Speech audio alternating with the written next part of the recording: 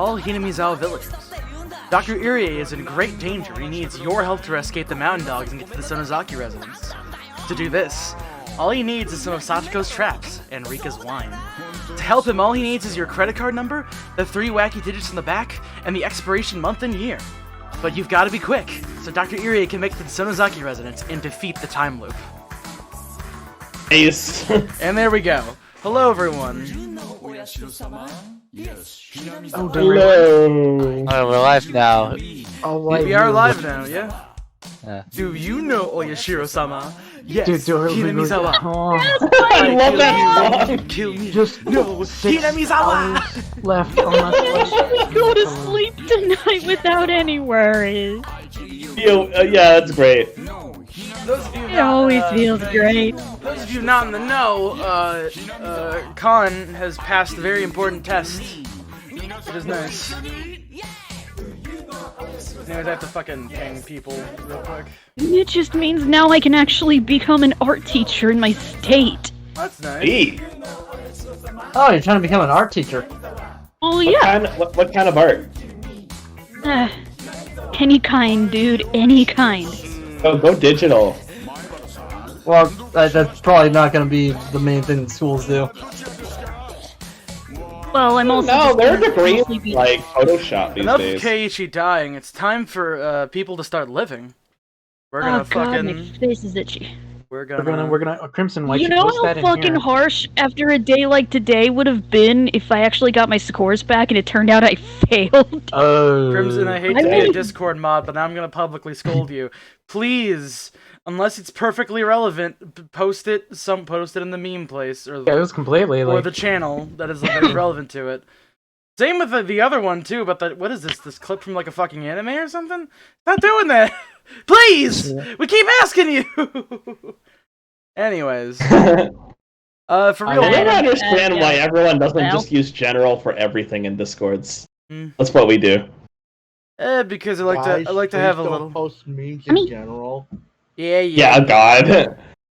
Look, Oh, but I just thought it was to the point. look. Like, if you can't... Yeah. This is relevant to the streaming corner, so this is we're trying to keep the things that are relevant to the streaming corner, and that's all there really is to it. Anyways. I've been practicing canon all day. Okay, let's get through this, boys. We've made Yo, it let's this do far. let's do some higgy diggy. Oh, can Oh, I yeah. can't watch that. We've made it this far. We can go the entire way. We're going. Hell yeah! And we're going for speed.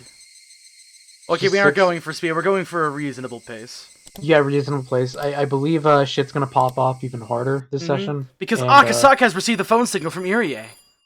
Oh yeah, that's In the right. left area, he The phone just rang. got his tires shot up by an MP5. The phone He's in rang for trouble. over 3 minutes. The signal told Akasaka that Irie was in some kind of emergency, and that Akasaka himself was in danger now. Takano Don't made a you mistake. need to stream this into Discord? I sure do. Takano made a Everybody mistake. gets one. Didn't realize the ringtone itself was the signal. She assumed someone was staying at the house and would pick up the phone eventually. Her error allowed Akasaka to perceive the extremely important forewarning. Akasaka waited for exactly 3 minutes, then ran downstairs quickly. He already put his shoes on while listening to the phone ringing. Akasaka had memorized the layout of the town from the map he kept near the phone. He knew the shortest route to the Sonozaki residence, as well as a number of alternative routes just in case the shortest was already blocked. People would be surprised to see a stranger coming out of the house, but Akasaka didn't care about that at the moment. He had to get to the Sonozaki residence immediately. However, the observers would see him, and that was a problem. They'd soon come after him. Upon finding the house empty, it seemed that the man who ran from it knew something.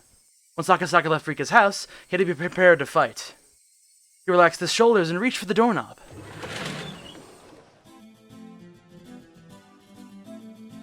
I guess that's me. Major, there's a message from the unit observing the R residence. A suspicious man just exited the house. Alright, give me a sec. Still putting a filter in place. And my OCD. Oh man. Yes. Who is it? Actually, I don't care. Just catch him. Loud and clear. We'll pursue and stop him. It was only 10 a.m. It was a lively morning, and many people were getting ready for the festival. Akasaka weaved through the people going in the opposite direction around on the stairs, leading from the shrine. The mountain dogs were already chasing after him. There was a significant gulf between the happy faces on the villagers and the serious faces on Akasaka and his pursuers. You hear them coming up behind him. He didn't even need to turn around and check. Akasaka held his breath, focusing all of his senses to their limits, as he sprinted even faster than he usually could with all of his might. The success rate of an escape depends on the distance between the pursuer and the pursued. Even a little distance makes a difference. Akasaka ran down the bottom of the stairs like the wind, and then headed to the opposite direction, away from the Sonozaki residence. Of course, this wasn't a mistake of his. He just wanted to lose them. Shit! What speed? Way past cool! Does he have wings on his feet or what?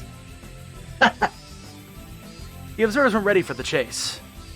They never expected a fast and fully grown man to run out of the house. They assumed it would be a little girl. That assumption was their mistake. Besides, Akasaka's locomotive-like power is nothing like that of normal people. There was no way they would catch him. The mountain dogs fell for Akasaka's trick. They called HQ, told him that he was headed in the opposite direction, and followed him that way. Akasaka was confident that he could have had them completely confused if he had a little more time.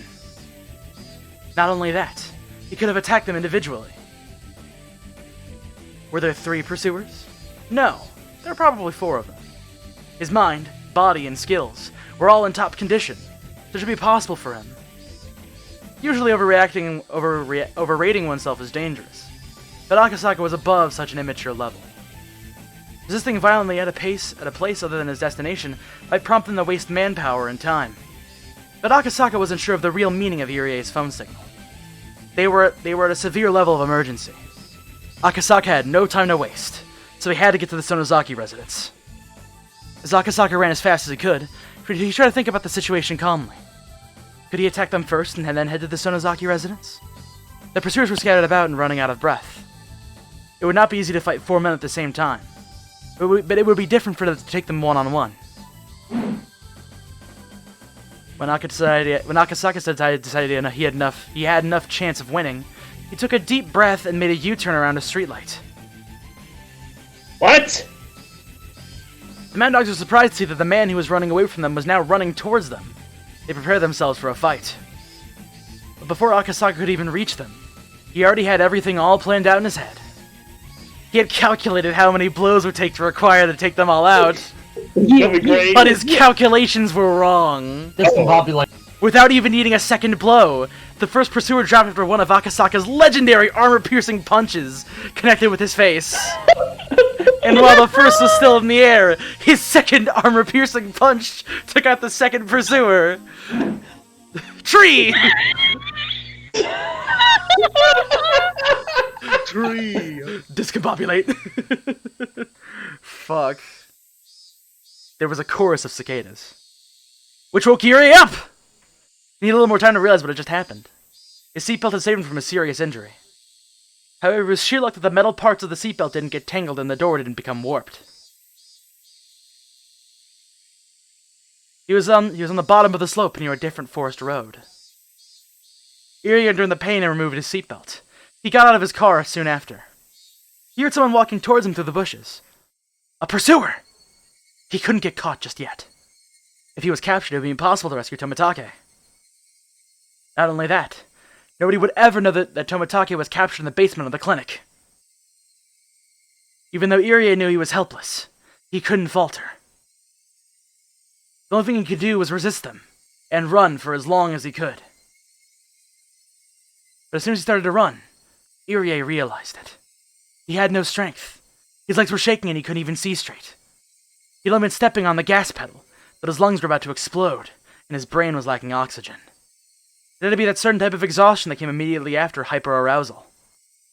Irie understood that intellectually, but he still couldn't get his body moving. He tried to run, albeit in a wobbly way. He heard a noise coming down the slope behind him. That was it. But Irie still tried to run as far as he could. Security to HQ. We found him. He's injured. We'll capture him.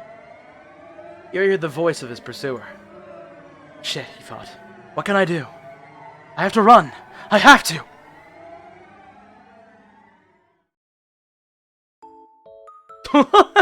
What?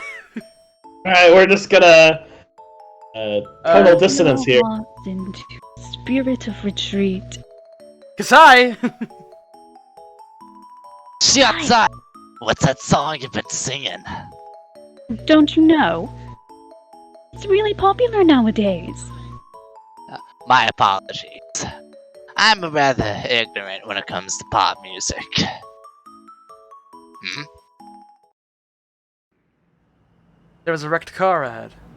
White smoke was still visible, so the accident must have just happened. Kasai slowed down. What is it? Well, Oh. Oh, jeez. Hey, isn't that the coach? Their car stopped. The sound of the brakes startled Irie, and he fell on his behind. Irie was obviously the one who had been in the accident. Hey, coach! Is that your car? Shion-san!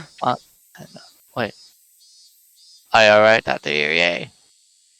You should go see a doctor. We'll take the coach to the clinic so he can treat himself, huh? Can you stand up? I'll take you there. No, not the clinic. I can't go there. I have to go to the Sonozaki residence. Oh. Coach? Coach! What's going on? This isn't good.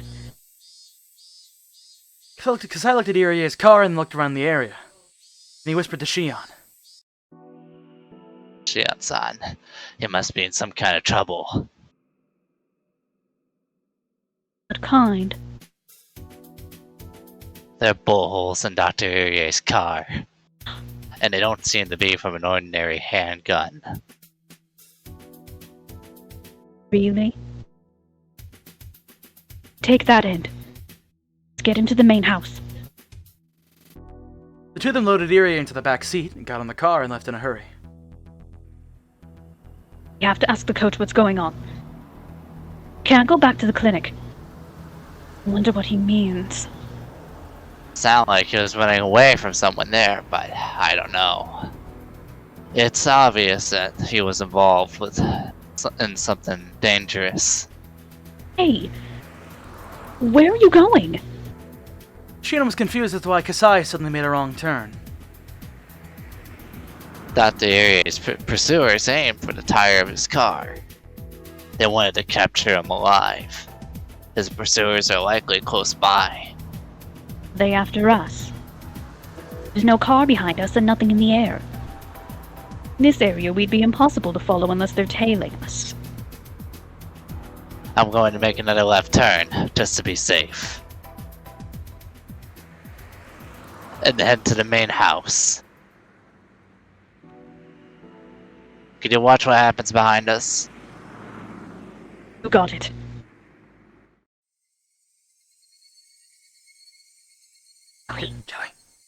Sorry. Security to HQ.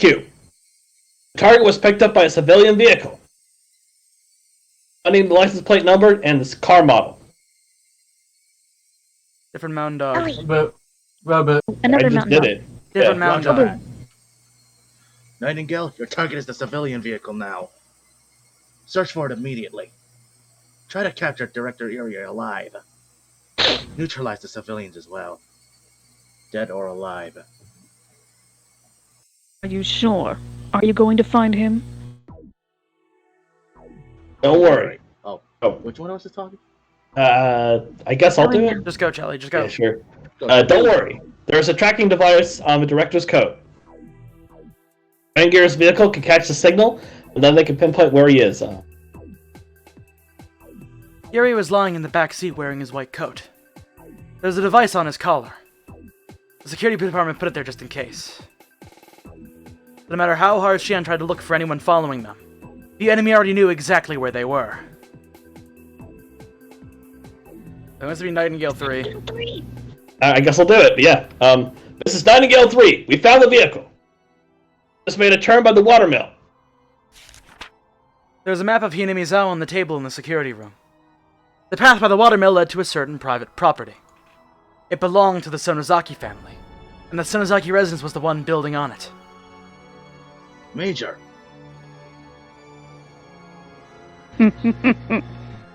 Oh my, like rats in a trap. This is Phoenix 1. Nightingale, don't head in yet. Phoenix will join you in just a little bit. We'll go in together. Nightingale 1, understood. Thought you were doing your Nappa voice for that. I don't know what voice I chose for what. Just go! Okanogi. Don't give them any time. Don't you let Nightingale go in. Bad, connection. Bzz, bzz, bzz. Don't fool anyone, you're just crinkling the chip bag in front of the microphone. Ugh. Nobody listens to me. Works every time. I mean, wait, shit, it's still on. Bastard. The Sonozaki family's basement has a security system which displays images captured from the various security cameras on the property. It's specially in the caves underneath the torture room. Of course, it wasn't as high-tech as the one at the Area Institute. It was the room on the second floor of the gas house. Asho. Oh gosh. Asho. Yeah. Asho. Gaso, okay. A Japanese-style... Gasho. Gasho, okay, yeah. A Japanese-style room where you had to kneel and avoid hitting your head. With bundles of wires sneaking away from the monitors, it felt like a hidden chamber. There was electricity and a phone nearby, although it was in a basement. It had all the basic amenities of the Sonozaki residence. At first, all the call members had watched the monitors curiously, but after a while, it got too hot in such a tiny room. Mion and Rena stayed in the room to observe the monitor. Michan, look! There's a car! That's Kasai-san's car. It's probably Shion. Bet she came because the festival's today. Jeez, why did she have to come now? I don't know why, but I thought... Okay, to clarify, I thought we were misspelling glass house or something. Or like the gas house? I don't fucking know. It's like where you... the greenhouse, wherever the fuck. Yeah, you know, anyways. Nancy! Don't have time for her. Their granny had been at the shrine since the early morning. There was nobody upstairs to answer the door. And if Mion didn't answer it, Shion would think that nobody was home. Mion wondered if she should tell Shion what was going on. Shion could be helpful sometimes. Kasai's car stopped in front of the gate. Someone was getting out of it. Oh? Michan! Look, isn't that the coach? What? They saw Shion and Kasai holding Irie on the monitor. Obviously something serious had happened. Let's move. Anna, Ike-chan, come with me. Tako, watch the monitor. Rika-chan, don't come up. On you, make sure Rika-chan doesn't move. It's me. I got it. Like I said, okay? That's not fair. Maybe Okanogi had made the right decision. If he had let Nightingale go in as Takano had ordered, it would have been on the monitor. But Okanogi ordered them to stand by until another unit arrived, so they waited. But Mion didn't notice that the enemy was about to attack. By this time, there were many vehicles belonging to the Mountain Dogs parked by the windmill. Okanogi and Phoenix 1 had joined... Wait. Okanogi and Phoenix 1 aren't the same person? No, they are not. Oh, okay. Wait, what? I Like guess they had like the Yeah, code name. Yeah. Like Phoenix One isn't Okanogi a went unit. under. I guess maybe Phoenix 1 is the unit? Whatever, it doesn't Yeah, fucking that's matter. what I just Had said. joined That with might be the unit. Nightingale, and they were getting ready to head in. However, it had been a good idea to leave Satoko to watch the monitor. And if Mion hadn't gone outside, Irie would have been killed. Mion didn't know it yet, but Irie was their only hope of rescuing Tomatake. As a result, entirely by circumstance, they did everything correctly. Eek. Sis! I wonder if she's gone to the shrine already. Jion! Where did you come from? Oh, you were in the basement, weren't you? I'll tell the hag you were playing down there. Who cares about that? How's the coach? Here, one last time. A single gun me on for the road. Sorry, I'm just eager to get through this. I know. I just wanted to do one little bit. Don't worry. Coach! I'm the coach. Is he alive? Huh? Are you all in trouble too? What's going on? Chi-chan, listen well. It's like this. Coach! What happened? Oh, I'm sorry. The mountain dog's got Tomitake-san.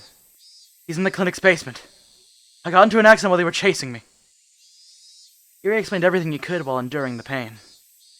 Everyone was happy to see him safe, but Mion's expression quickly grew stern. Then she asked Shion a question. Is anyone after you? Nobody was following us. Come on, let's go in. I have a bad feeling about this. There was sound of a car approaching. And it wasn't alone. Who could it be at this time of day? It was a waste of precious seconds to even think that. Idiot! They are after you, Shion! I'm telling you, nobody was following us! So I picked up both sisters and ran through the gate. Let's go to the basement, now! They'll be safe there! Shion-san! There are a lot of strange cars approaching! No. Go back to the basement. Shut the door. Where's Rika-chan? He went in the secret room with Honey-san. This is Nightingale 6. We found the target. Some of our friends are in there too. Always hiding there, I know it. Right. Hirosa. Tomitake was lying on the floor of the security room. His hands and legs were cuffed, and there was another pair of handcuffs to connect them, leaving him bent backward on the floor.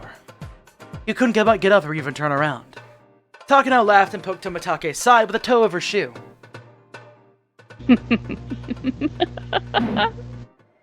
That's on me, Mom. The mountain dogs climbed over the fence easily. There's no need for anyone to explain at this point. Because obviously they were the enemy, and they were the mountain dogs that Rika had spoken about many times. They went through the grove of trees and headed for the entrance of the underground storehouse.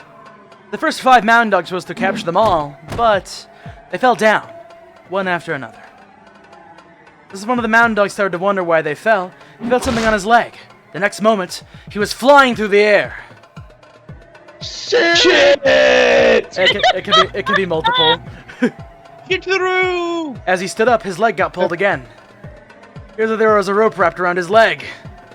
Because of the way he fell, the rope was wrapped tightly around it, it wouldn't come off easily.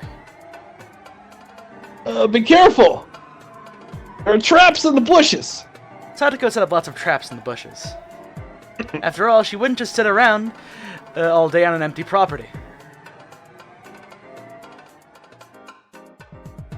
The club members headed into the underground storehouse one after another. The mountain dogs couldn't do anything, although they did see them. Closing the door!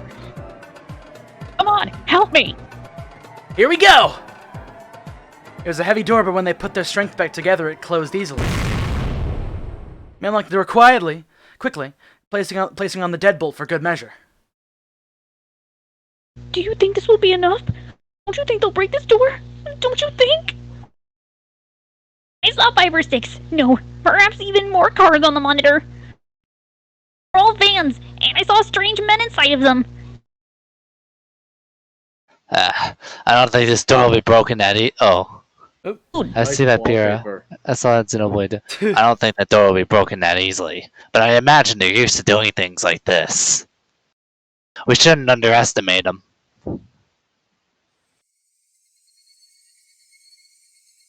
Before he could even finish speaking, someone pounded on the door. The second group of mountain dogs had arrived. Although the heavy door was separating them, it wasn't at all comforting to know the enemy was just on the other side. French. I'm sorry. It's all my fault. You haven't done anything wrong. Let's go farther in. Yeah, let's find out how many there are in the monitor. Okay, fine, leave me out of this. I'm just an outcast. Oh, shut up. I'll explain when I have 5 minutes to spare.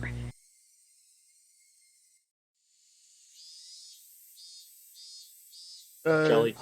Oh, was it- Bone, wait. Bone was Number Nightingale. 1. Right. Yeah. Yeah, he's number 1. Nightingale 1 to Phoenix 1. The targets are in the basement. There's a steel door here, and we can't break through. Phoenix 1. Roger that. Shit. The Sonozaki family must be so rich. The property's too huge for us to surround, so we won't even try. Let's join Nightingale. Nightingale, knock some trees down. We'll use them to ram down the door. Phoenix 7 to Phoenix 1. Oh. You have some plastic explosives for indoor use. You want us to get them ready? Plastic explosives are explosives for military use. There are various different kinds, but he was talking about the types specifically made to break down doors. Okunogi momentarily thought it was a good idea, but changed his mind right away. This is a small village. If there was an explosion, everyone would hear. It was daytime and they were on the surface. It was the worst time and place for the mountain dogs to do their job. An explosion isn't a good idea. Wait a minute. What time is it now? It's almost 10 a.m. I see. Phoenix 7, we'll do it. Get the fuse ready. Phoenix 7. Phoenix 7. Commander. Oh, okay. Well, you didn't tell me I was Phoenix 7. I thought that one of you Phoenix Someone 7 was last time? Phoenix 7 already. No. Alright, I'll do it, sure. Commander, what does 10 a.m. have to do with an explosion? Okunogi's mind was working sharper than ever. He was sure that this would work. Everyone gathered in the secret room. Is everyone okay? We're watching the monitor.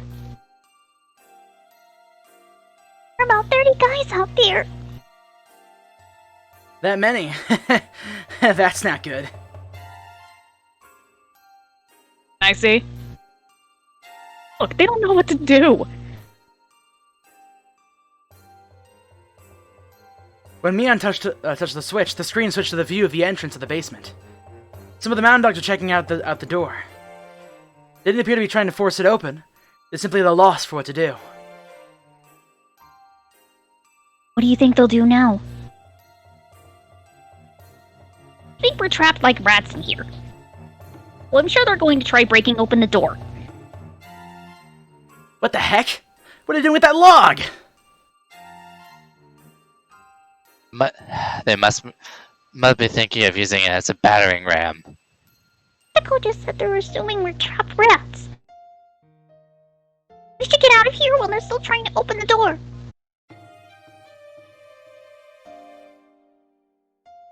I agree. Besides, we have to rescue Tomitake-san. Right. No matter how strong the door is, we'll be in big trouble if they find us. I think it's time for us to escape. Sis, don't you think we should call the police? Oh, yeah. Completely forgot about that.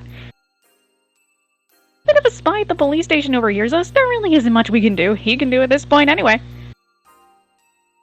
Sure, Ishi-san will come right over. Mion picked up the phone. Why hadn't you thought about this earlier? What?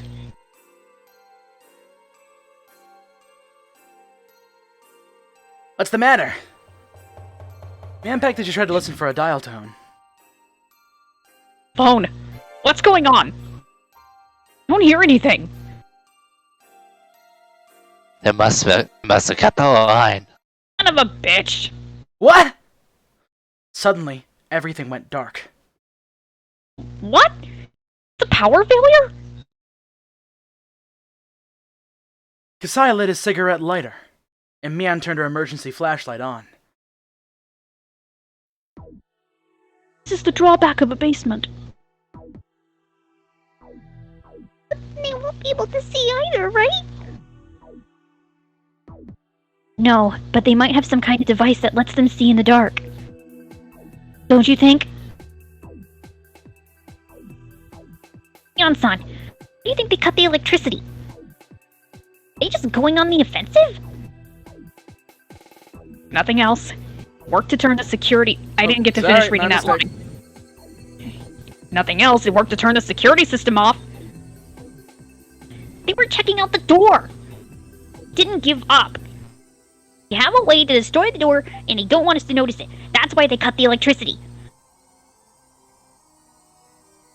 Are they going to blow up the door? The door could be destroyed in a second, so we can't stay here, right? Hey, John!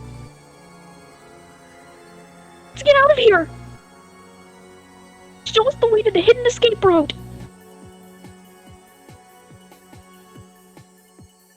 This way, everyone! Mian's getting confused amidst all the chaos. She underestimated the mountain dogs. She even considered they would have some explosives. But she didn't think they would use them in Hinamizawa, in broad daylight. Someone will hear the explosion. Is there even such a thing as a silent explosive? Thermal explosives. Yeah. They do that pretty quietly. Thermite's not quiet. I don't know. No, not thermite, like a thermal high temperature explosive. What a rough bunch. Not even concerned with the minor risks. This is a crazy situation. The mountain dogs are always very, very careful. I don't know about Takano-san, but there is no way that Okinogi-san will allow an explosion in the middle of the day. They're still going to do it, huh? They've got guts. I don't know much about them, but just like a silencer on a gun, aren't there, like, silent explosives? No way! No matter what you do, an explosive sounds like an explosion. Oh, I get it! A staff member for the festival! Aren't you, Coach? What time do they let people know what the festival is going to take place? I'm pretty sure it's at 10 a.m. Oh.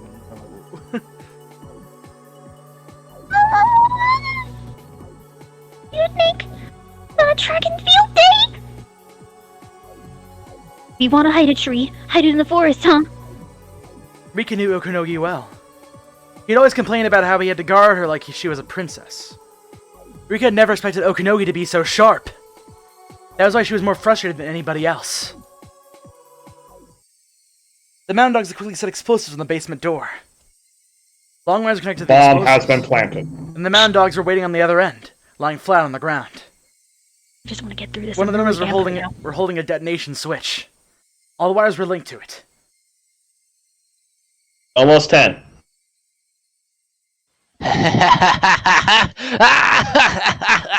This morning, I thought it was bad luck that this happened in the day of the Watanagashi festival, but now I'm glad about it.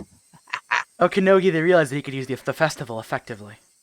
He's going to make sure his enemies got what they deserved. On the morning of a village event, they used fireworks to let everyone know that an event is going to take place that day. The method is often used for track and field days at school. Since Watanagashi starts in the evening, the fireworks go up at 10 a.m. The fireworks, of course, make loud explosive noises. Since Hinamizawa is located in a ravine, the sound echoes, making it hard to figure out where it's coming from. And that's what an advantage for the mountain dogs.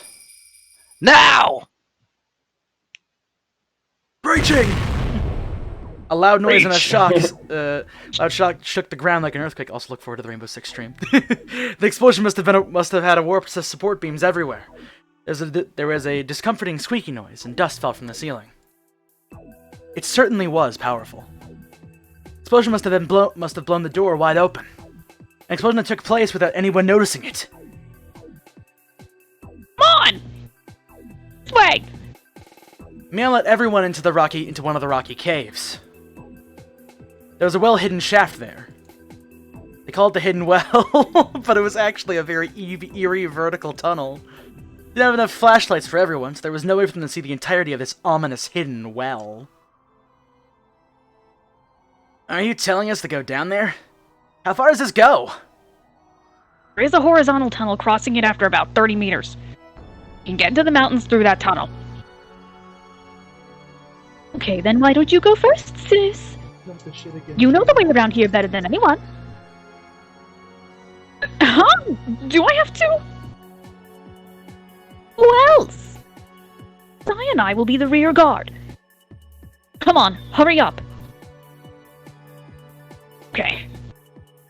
Mian was going to volunteer to take the rear, but Mian and Xian knew instinctively. Because there were so many of them, the rear might not make it in time. They might penetrate the rear. Like the iron door at the entrance. Once the enemies were inside, all they'd have to do was go through the inner doors, which were easily breakable. Yes, really. The road was basically a straight line. They probably won't get lost in their way.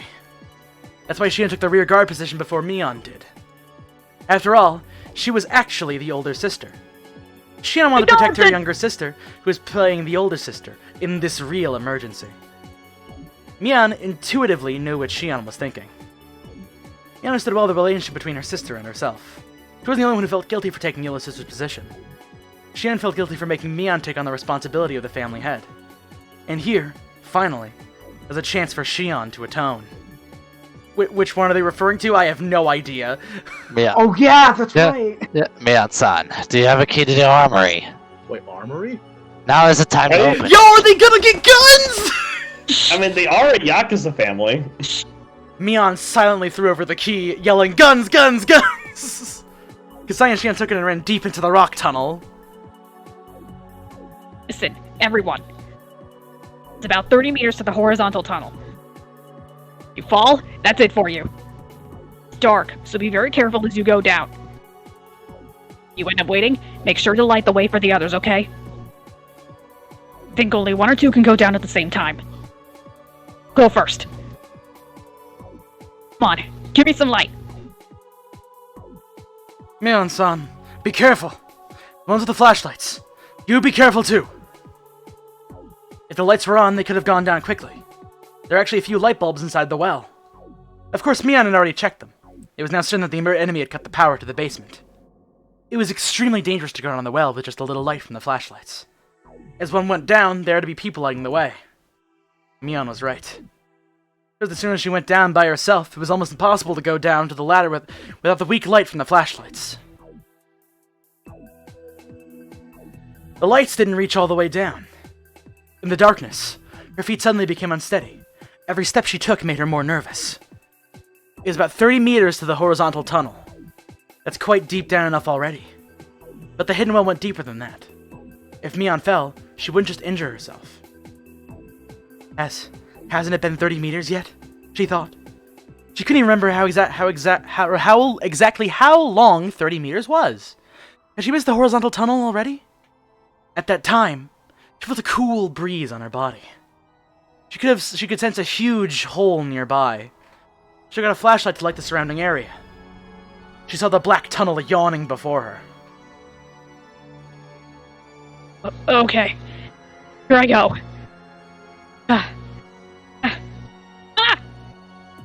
Okay! Found the tunnel! Kachan, come down! Mian lit the way from below. Okay! You're next, Mika-chan! Coach, you go next, then Hanyu, then Satoko, okay? Let's move! Ikuze! He wanted to say that he would go last, but Rena gave the order first. They couldn't get into the basement of the clinic without Irie. Without him, they couldn't rescue Tomitake. Their lives were all equally important, at least for the moment. His is the second most vital after Rika.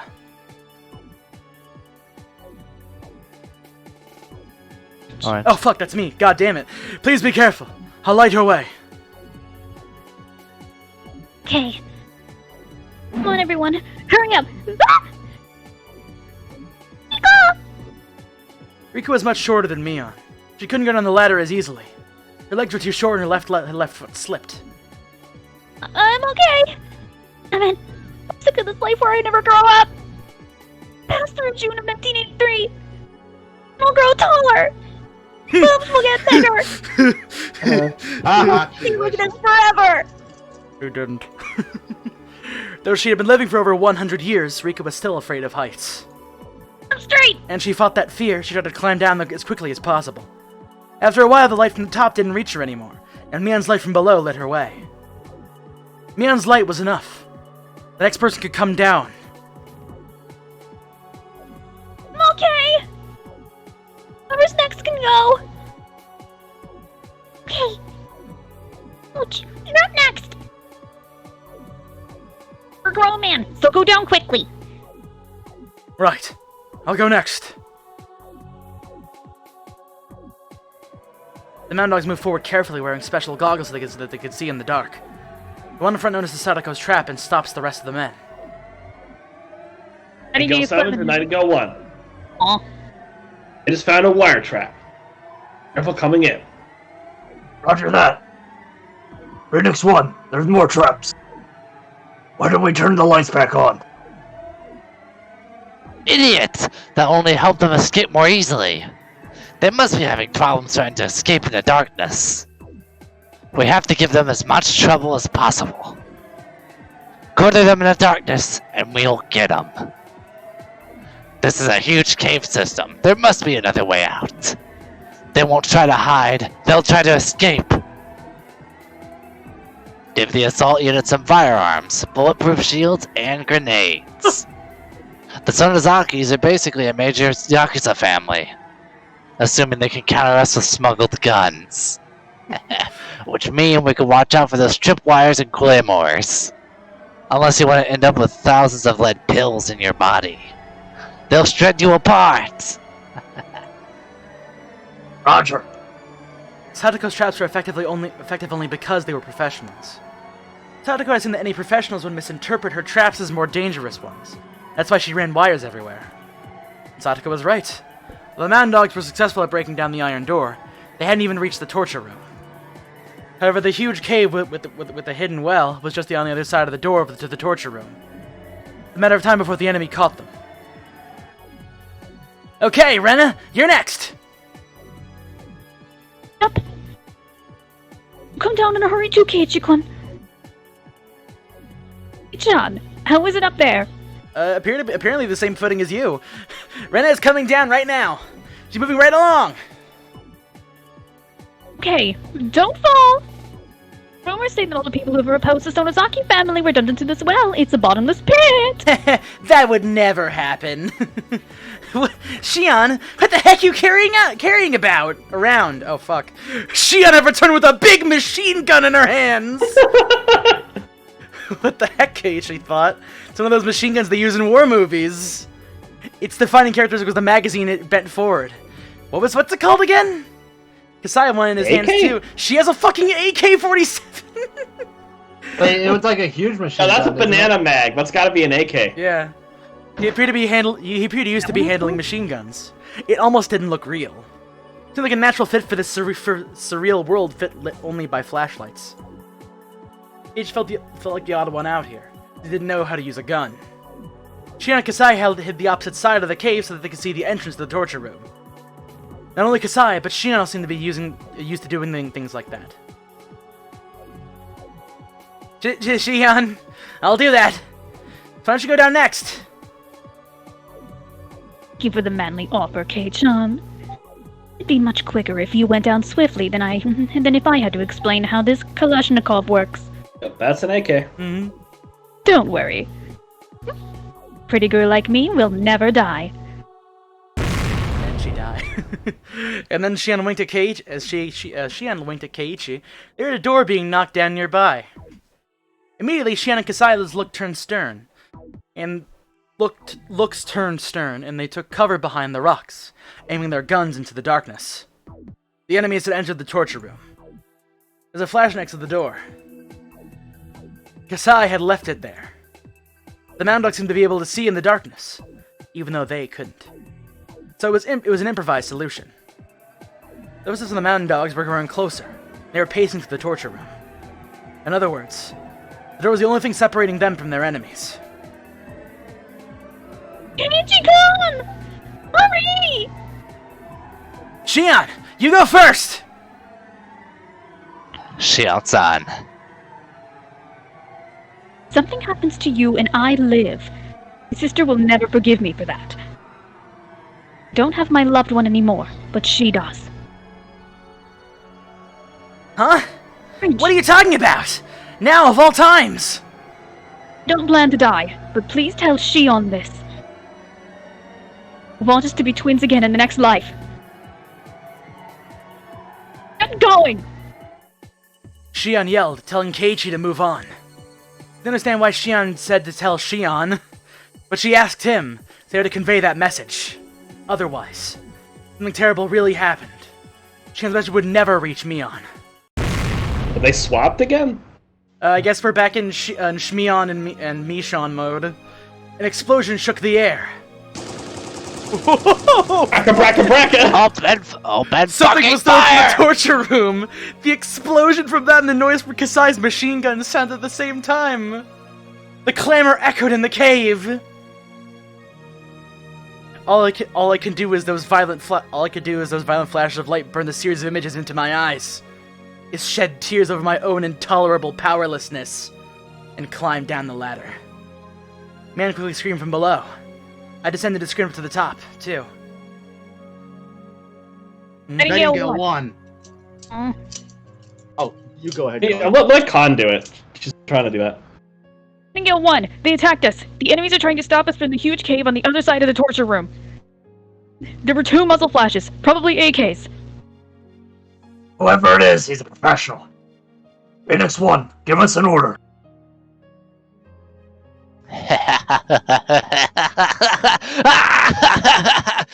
There we go! Our opponent is a professional! Don't go in unless you graduated from the killing house. Nightingale 1 and 2, Phoenix 7 and 8, get ready to move in! How many firearms do we have? We have 4 MP5s and plenty of grenades. We can't trust our bulletproof shields, so we abandon them. There's a flashlight on the right, next to the cave. I'm assuming they don't have a device to see in the dark. 9-1, here. Nightingale 1 here. We're going in. Throw in some stun grenades when I give you the signal. While the enemies were quiet, Kasai changed his magazine. Shion-san, that's enough. Please, go. Aw, Kasai, no!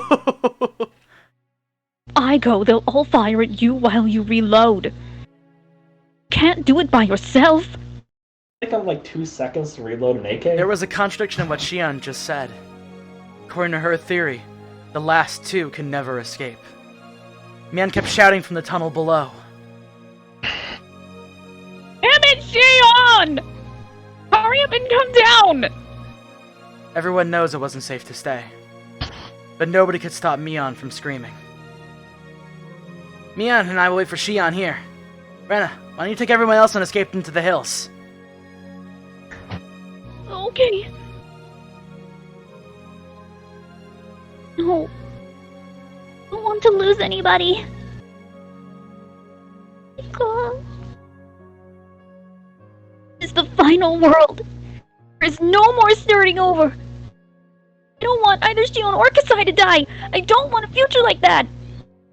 I know we can't redo it, so no! I don't want it! Shion, please calm down! As they looked up into the well, they saw a violent flash and heard a roar. Damn!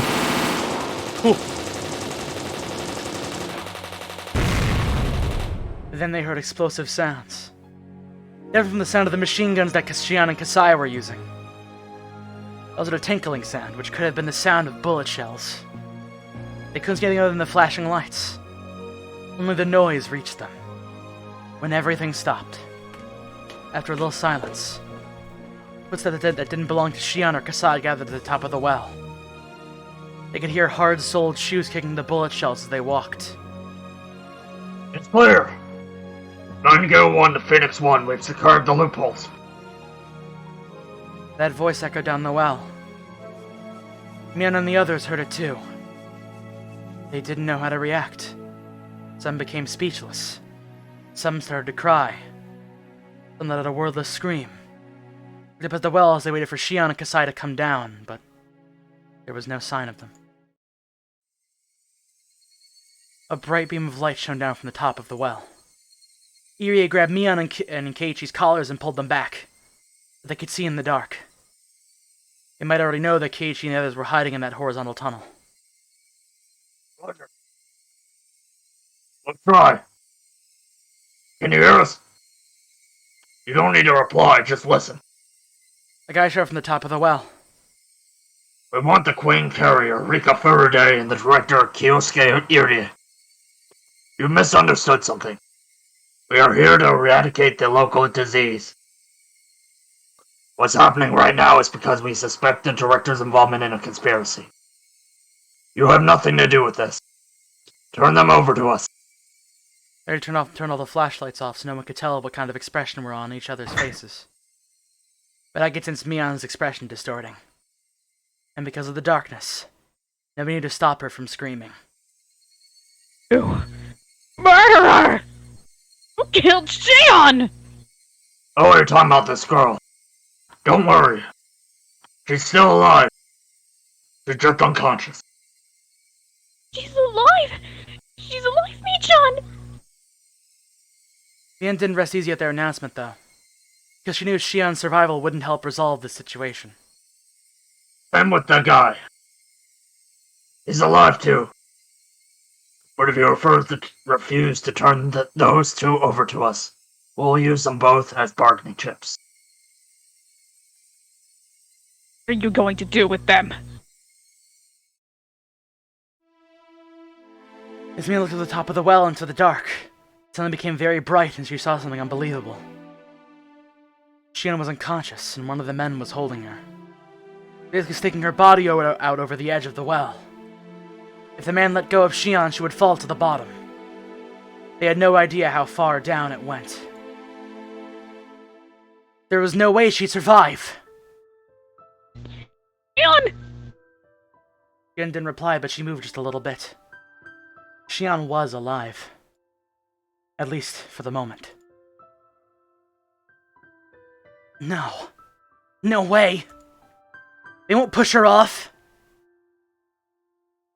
What are you saying?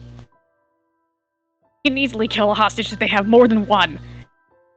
Of Shion and Kasai-san. Push Shion off, and just ask the same question again. Means it. Mion lashed out fiercely at Keiichi. You regretted saying what he just did. I'll give you a little time to think. Hold on a second. Okay, there we go. But after 60 seconds, the first hostage will go down. Okay, noob Cybot. Yeah, I wanted to change the voice of it. Think over it carefully. What should we do? Mion was half crazed with fear and panic. They want me. Let them think Rika-san has already escaped. I'll go. They should be satisfied with just me. That plan sounded just like the best idea for minimalizing damage. But Rena quietly spoke up.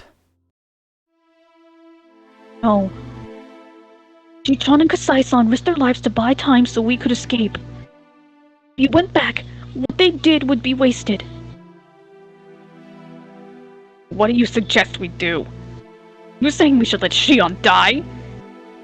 You saying you don't care if Shion dies, Rena? Damn you!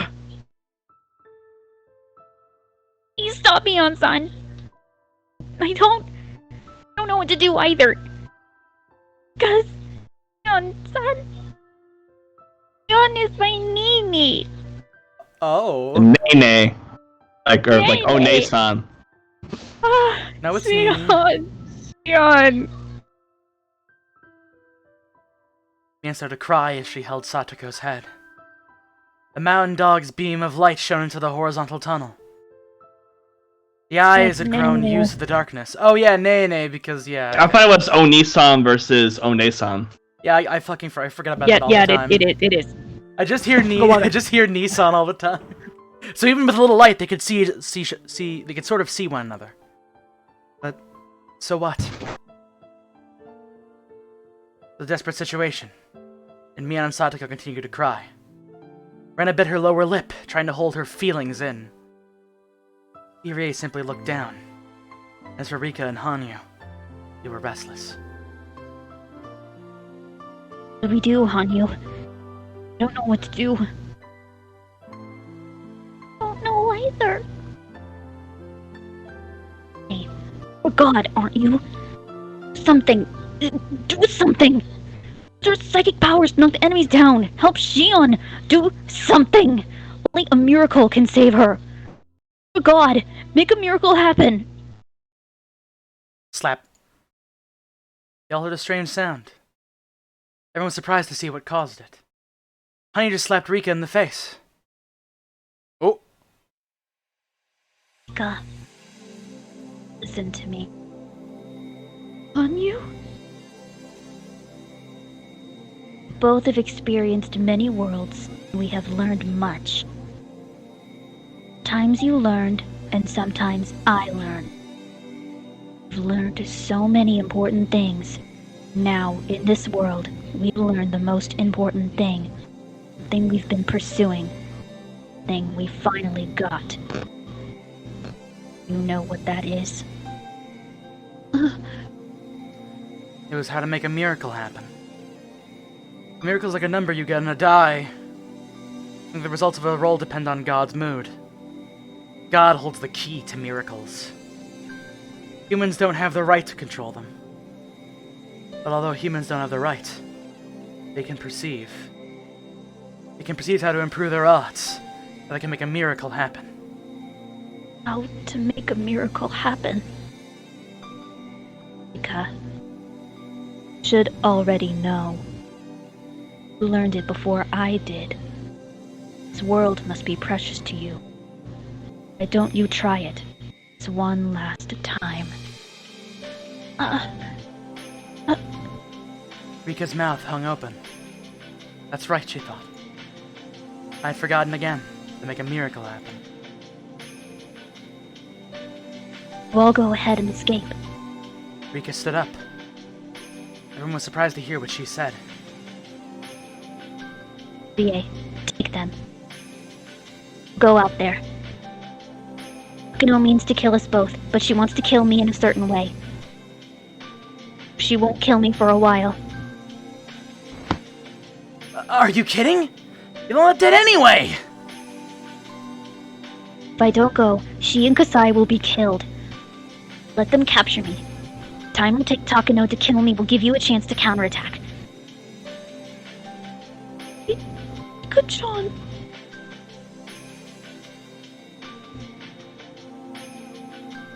Thinking about it now, the answer was very simple. What does black text mean?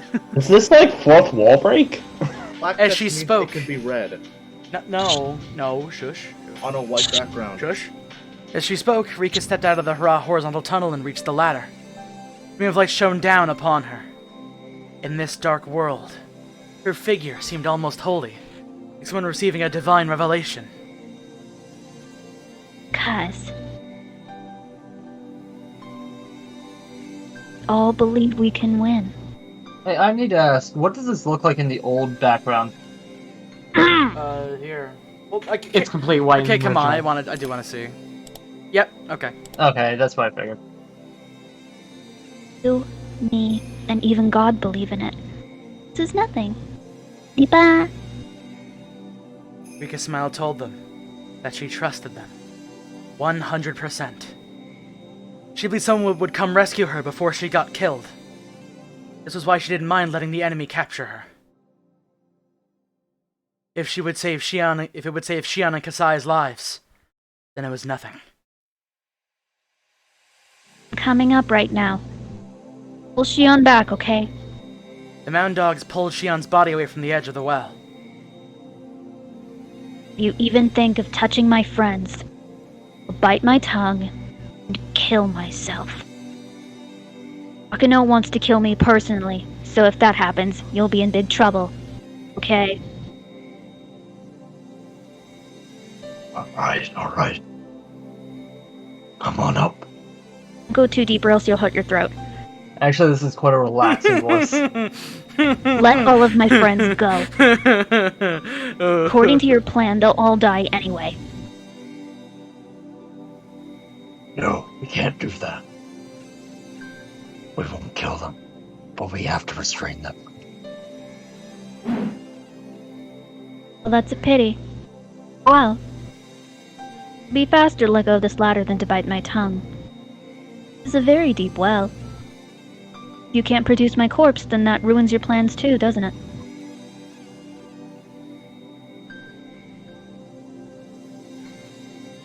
As long as they had captured Rika, mound dogs didn't really care about the others. They were ready to kill the rest if they resisted once they had Rika. And they wouldn't agree. That's why they wouldn't agree to Rika's request. They were thinking that maybe they should just let Rika die. This is when they heard something. Alright, I hate to say this, but I also want to see what the classic one looks like. Oh! Oh, that's sick! Oh! That's sick! Yeah, those are some crazy eyes. Potato eyes. This is definitely like one of the times where they kind of fucked up Ryukashi's intention. Ani started speaking in a clear voice, with a very mysterious tone. Like it's coming from below the surface of the earth. Like it was coming from heaven. Hanyu spoke. I am saying I accept the deal. Can we just hear how they portrayed that type of narration? Yeah, sure. I'm very curious. Well, I mean, we can't do narration, but you can do. No, I meant like the actual voice. Like, How much of this do we? okay, she just sounds serious. Okay, so no wait, that's a grown ass woman. The second, my mom is calling me to help out with something. Alright. Okay. Alright. Have fun. I don't know. What's a line that Noob Sidebot does? Does anybody know? Here. So wow, yeah, shit's popping off, huh? Yeah.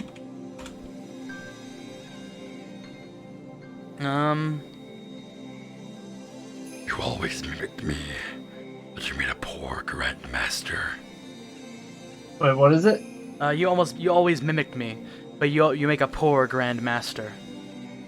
Always mimic me, but you make a poor grandmaster. Oh god, they use up a lot of breath. It's like, it doesn't actually hurt my throat, but it uses a lot of breath. Mm.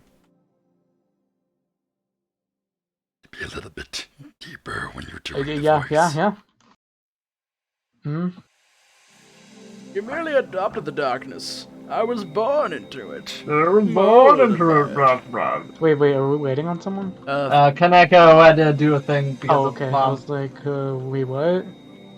Unfortunately, we will take a brief break in our non-stop reading of Umineko. Not Umineko, Higurashi. Umineko is next. What if, man, I'm just imagining, like, the tone difference of you putting up, like, a load screen that's Hanyu's song with a little Hanyu gif on it. Now I'm just retweeting pictures of Parasol from Skullgirls now.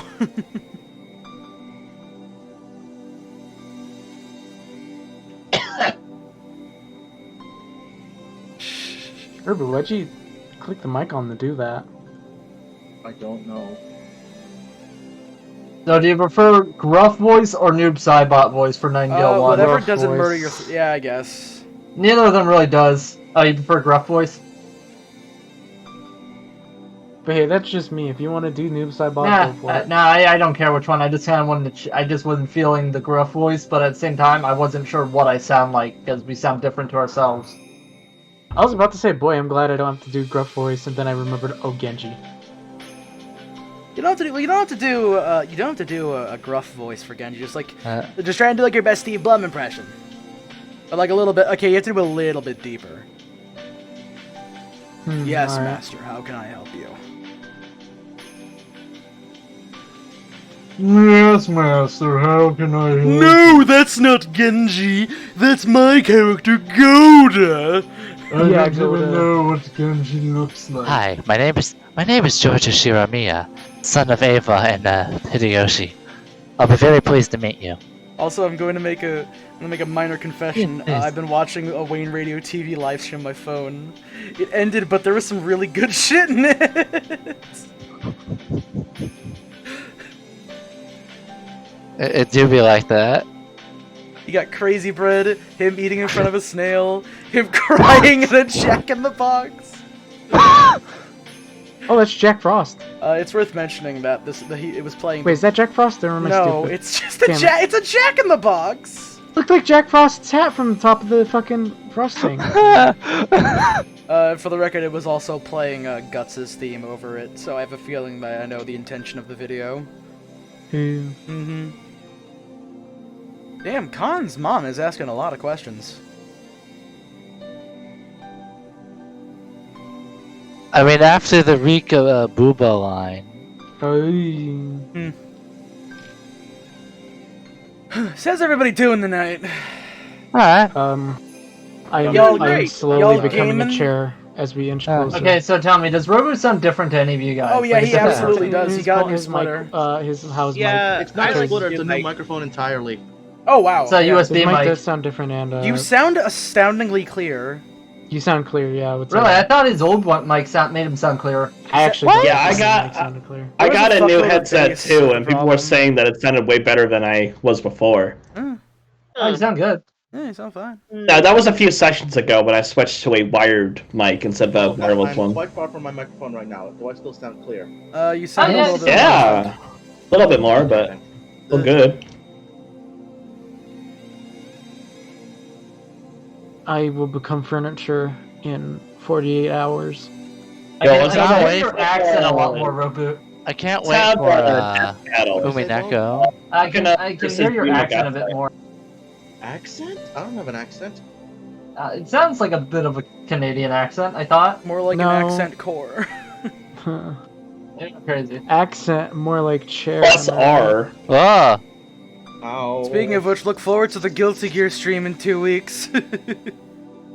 Strive. Is that no, when we're Strive no, comes? no. It'll be Revelator, and then Strive is like the week afterwards. But that's gonna be on a Friday. If you guys get Hellish Court, I'll play Hellish Court with you. yeah, I'm good. We should Really? play. We should play Yeah. Smash Brothers 64. Hellish Court, it We seems could cool. actually, well, no, we're gonna get fucking copy. We're gonna get cease and desisted by Nintendo because I don't know a legal copy of that game. I Oh, I do. thought you were talking about Hellish Court for a second. I Careful, thought Orange. Go, Orange, careful. They might DMCA for even mentioning them. no, shush. No, they wouldn't do What was that. I going to say? We could actually do Accent Core on the Thursday beforehand because I won't have access to the game until like later in the day on Friday. All right. My teeth taste good. okay. Good. it'll be a pleasure when we get to Umineko and I can finally voice George. I'm still kind of workshopping some ideas.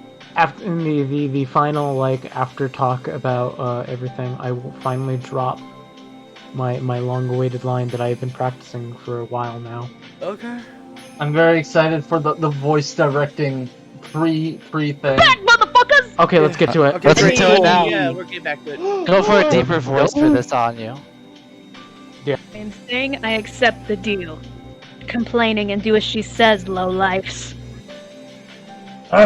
Also, I'm going back to old voice. Gafurude is coming up. We'll fulfill her little request. That will not provide to those who won't offer anything themselves. Stop thinking above yourselves, humans. Know your place and the sin of pretending to be more.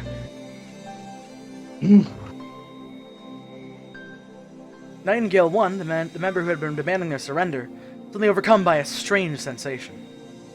He had been in such an advantageous position, but somehow it didn't seem that way anymore. And that girl's voice, something strange about it. That voice belonged to something both holy and sacred. He instinctively sensed it. Humans can only negotiate with other humans. It's impossible to negotiate with a being greater than all humans. Wait! I'll check with the commander. Wait a minute. Wait, Nightingale 1 to Phoenix 1. He had been very threatening until just the previous minute. He had grown completely perplexed.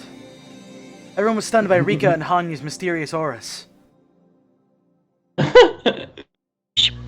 We will come rescue you right away, okay? Rika muttered as she tried to hold back her tears.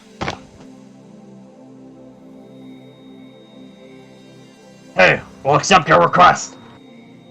We'll let everyone else go. Rika Faraday, you come up.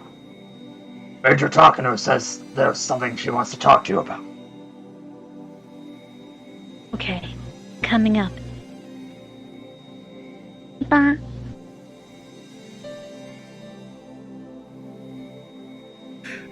There goes my hero. Watch her as she goes.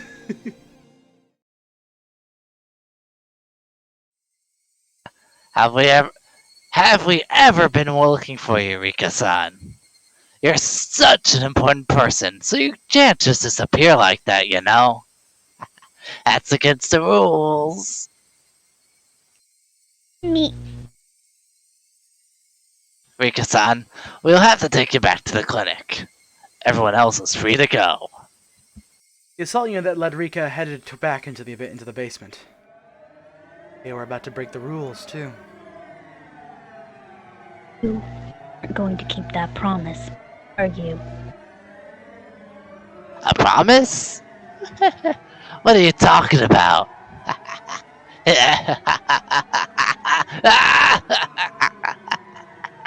doing the Thriller laugh? Possibly. Whoa there! We don't want you biting your tongue. Hey! As Rika tried to run, Okanoki grabbed her fragile arm. She fought back, but the resistance meant nothing against him. One of the mountain dogs took out a syringe from the case. It shouldn't kill her. They would probably put Rika to sleep. Takano, after all, didn't need a chatty Rika. Just needed a live queen carrier. If you got that shot, that will mean the end of this world.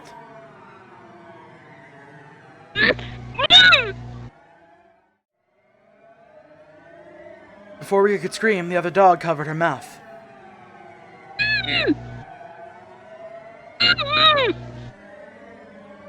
Hurry up and give her the shot! The dog with the syringe drew closer to Rika's arm. Rika was being grabbed from behind and her mouth was covered. There was no way for her to fight. I believe. Oh, that you can go. This is Rika talking. Yep. I believe, even if I'm asleep. Believe? Rika kept repeating that in her mind. That someone would wake her up. And that the first thing she'd see when she opened her eyes would be her beloved friends.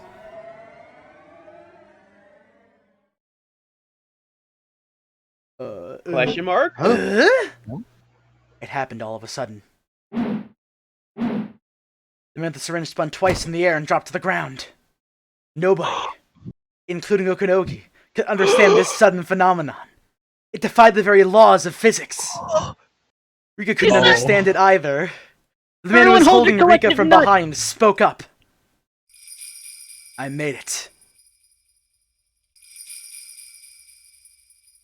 His voice had a heavy feeling imbued in it. I regretted it in countless worlds. Whenever I realized it was too late. Who? Who the hell are you? The others took a few steps back, away from Rika and the man holding her. There are many as within the Mountain Dogs. Some of its members don't remember each other's faces. There were just too many units, so nobody really paid attention. All the Mountain Dogs are more or less well built. But this man had an excellent physique. Even Okinogi noticed he'd never seen anyone like that in one of his units before. Rather, he actually wanted to recruit him. But, this is what I've been longing to tell you all this time. Rika-chan, I came to help you! Remember, that's gonna be clipped. Fuck. Amazing motherfucker. Oh my god. Wait, All what's right, the sneezing? no, okay, no, come on. We gotta keep it going. Let's keep going. Akasaka! Also, he looks fucking Tekken 7 music at the start. The hands were holding Rika left her shoulders. They left ever so gently. Damn you!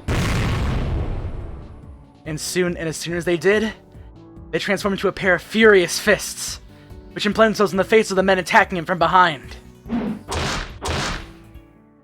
They threw them through the air. Akasaka hit those two without even turning around.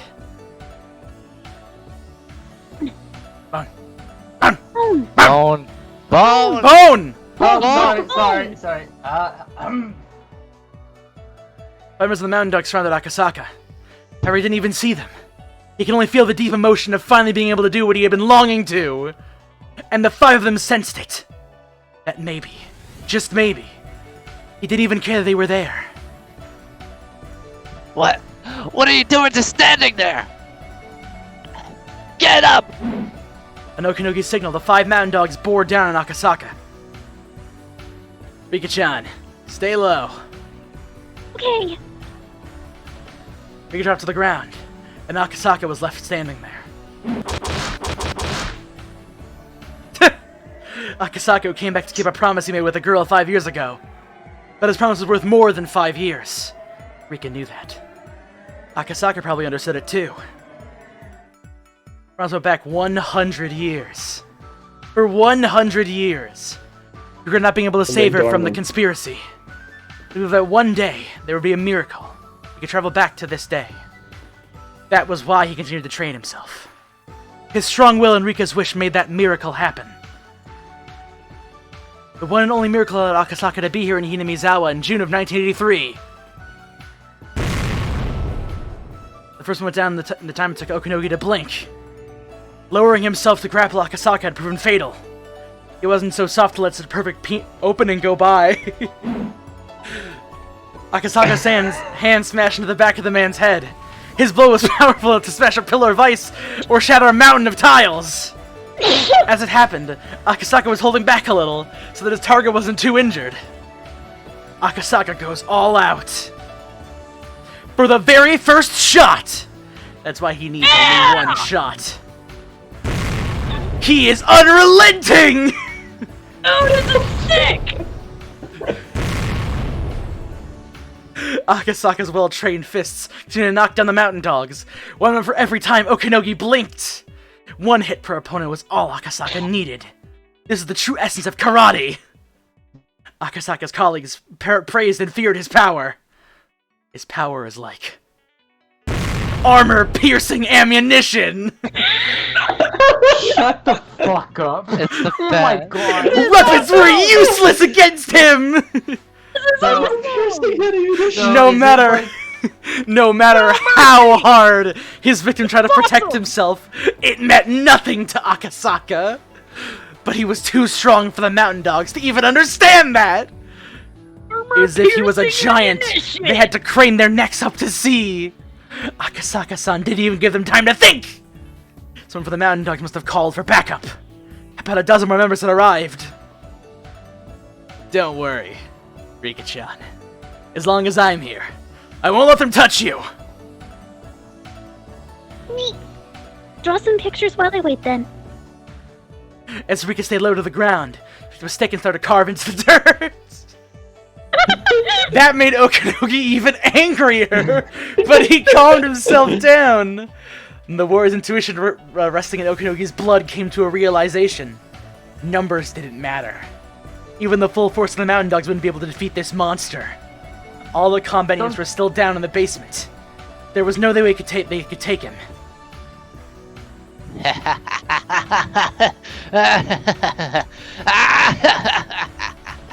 Okay, I guess I have to take you down, huh? Fucking go! By the way, I remember you now. Your face brings back a whole lot of memories. Yo, put up the Yakuza text! Boy, you've sure grown, huh? You. It can't be. You don't recognize me? It sure has been a while, huh? You've grown a hell of a lot. Good to see you again. It had been 5 It's the years. mofo who clipped him! This was the man who Akasaka fought while he was investigating the kidnapping of the minister's grandson. Akasaka still had been inexperienced then. Whoa, what? I was ordered to go easy on you, so I held back. But I won't hold back today. And that fat guy won't come to help you either. Still, you sure have improved a lot in the past 5 years, huh? I'm happy. I've been hoping for something like this for 5 long years. The rest of you, stay out of this. He's mine. Okanogi took off all of his equipment and threw it onto the ground. He loosened one button and then positioned himself. Oh Seeing god. that, Guts fists. Akasaka-san realized that he was somewhat capable and narrowed his eyes in vigilance. Okanogi took that as an insult. That Akasaka only thought he was somewhat capable. Xavier was telling Okanogi that he viewed him on the same level as the other small fry. So actually, this is one time where I feel like they kind of fucked it up a little bit because I really like the original style a lot more. Oh my god! That's so much better. Looks like Can I be honest? That this looks the new PS3 sprite looked like they kind of rushed it a bit. Yeah. Wait, can you go back to the Steam one quickly? Looks like Jackie Chan! That one looks like he's ready to dance. Yo. I really like this one. Yeah, no, like this straight up just feels like they fucking traced. His body looks weird. This feels like they traced the image of Jackie Chan. Never underestimate the pride of an elite warrior. Akasaka Is he Vegeta now? first moved up to take his stance and then avoid getting Rika involved. Akasaka hadn't even moved one bit until just then. Okanogi could easily see that Akasaka was extremely strong. At the same time, he thought he would be fairly simple to take down. Karate must be a martial art, but nowadays it was just sport. The army combat Okanogi trained in was completely different. Obviously, Akasaka had studied a lot. That's all just child's play. All he learned was routine moves and forms. Besides, karate moves are just fairly straightforward. Okanogi was confident that he could fight any karate pro and win. Dragunov versus Lei Wulong. Okanogi started leaning onto his toes and using his meticulous footwork. In contrast, Akasaka still had moved from his back stance. Akasaka was acting as if Okanogi's footwork was a simple trick, which infuriated Okanogi. Okanogi moved fiercely and nimbly, in a manner completely different from how Akasaka was moving earlier. Akasaka remained calm, but Okanogi saw it differently.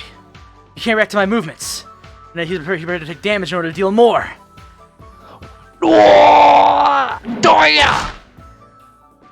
Akasaka couldn't defend himself from Okanogi's quick jab, and it connected with his face. It was a quick but light attack. First was to distract Akasaka and create an opening for Okanogi. Okanogi knew that Akasaka would use his arms to guard his face instinctively. Okanogi's real purpose was to attack his abdomen, which would then be unguarded. Of course, Akasaka didn't have enough time to guard himself. He had more than just good kinetic vision to prevent his attack. Only Okanogi, trained for many years, perfected the speed of that technique. Normal people struggle helplessly while vomiting if they were to experience Okanogi's kick. He can rupture internal organs. It was pretty amazing that Akasaka was still on his feet.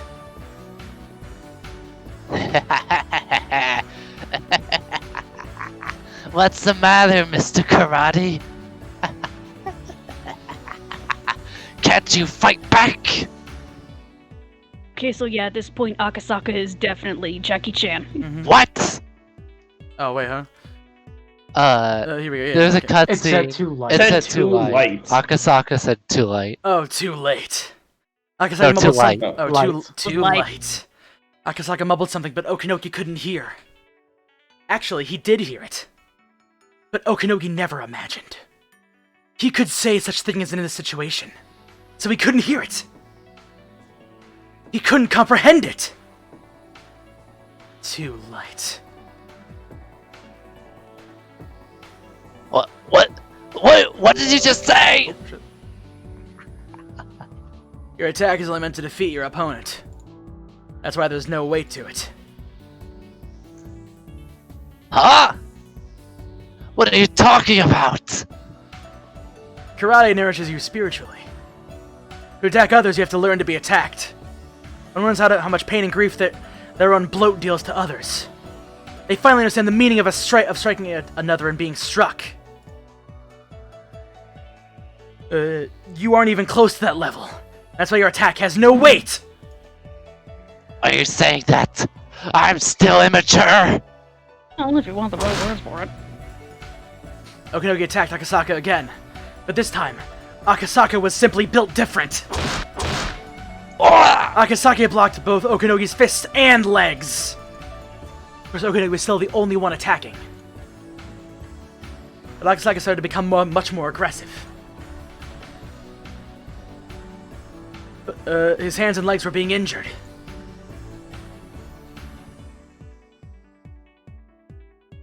Okinogi instinctively sensed that he was in trouble. He thought Akasaka was just a police officer. His movements were too dangerous. He was dangerous. So Akasaka's training and experience must far surpass Okinogi's. Wait, that dynamic heel kick isn't karate, is it? Akasaka's heel kick missed Okinogi's head by a millimeter. You do something other than karate, don't you? No. I only do karate. Don't lie! Some of the moves you're doing aren't karate at all! This is so stupid. Okinogi's starting to become impatient. Fuck you, this is awesome, I love this. The reason Okinogi ridiculed martial arts as a sport, because they are all hard-headed and only use set moves. He hates move lists! This is how you strike in karate! This is how you punch in boxing. This is how you throw in judo. It's easy to learn, and that's why it's easy to win. But Akasaka was different. So that he only did karate, and he must have spent unthinkable hours training. Yet he was flexible enough not to be confined to only by formatted moves. This is understanding at a spiritual level. For karate, baby. The spirit of martial arts isn't just forms. One simply learns forms to reach that spiritual level. Therefore, for one who has reached it, there are no forms. What Akasaka had was a philosophical spirit! This is fucking stupid. I'm disappointed in I you. love this! It's so stupid and I love it! Shit! Akasaka stepped away from his original spot for the first time. He moved forward. He filled the space between Okinogi and himself with his inescapable conviction. As Akasaka walked closer to Okinogi, Akasaka's assault radius tried to swallow him whole! To be within that radius meant death! Okinogi walked backward to avoid being in that radius. This was the result of his clear-headed judgment. Not because he was scared. Yeah. You don't even know the meaning of an attack! Think just how significant it can be! Oh! Oh! As Okinogi moved backwards, his back hit the van he came in earlier. He was cornered! I think I peed a little. Having your back to a ball didn't mean you were at a disadvantage. But the more it was pressed against the wall, the further the disadvantage it became. Okinogi let Akasaka come any closer. Okinogi wouldn't be able to take a combat stance. Okinogi decided immediately. The last chance he had was the moment before Akasaka took his next step. Akasaka's foot left the ground. He was taking another step. Now! Go to hell! No tricks, no feints. Okinogi lowered himself and attacked with everything he had. This attack was powerful enough to break Akasaka's ribcage and rupture his heart. I'm a professional. Okinogi told himself. I cannot be defeated by this mere amateur! I'm Okanogi, the mountain dog! He has a different font. Good for you. So how much did you get paid, huh? At that moment, Akasaka's eyes opened wide! Oh my god.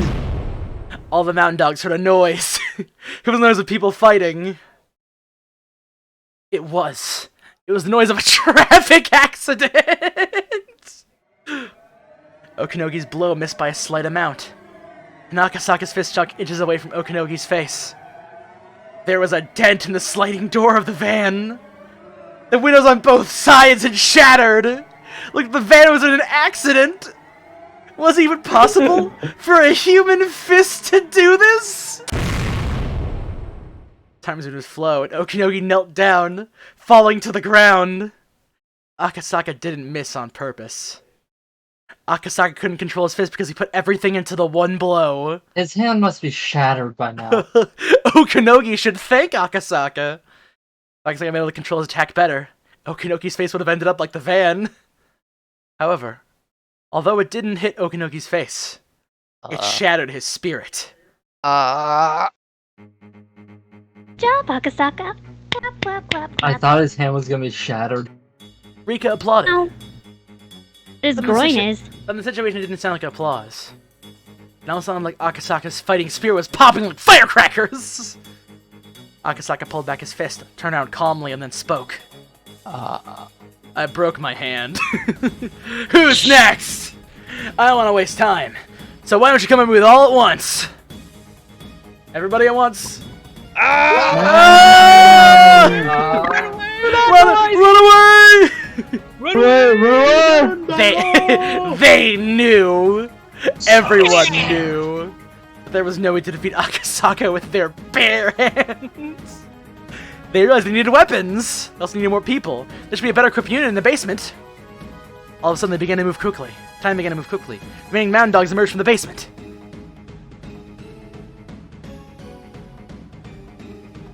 You are not permitted to fire on the surface. I repeat, do not fire on the surface.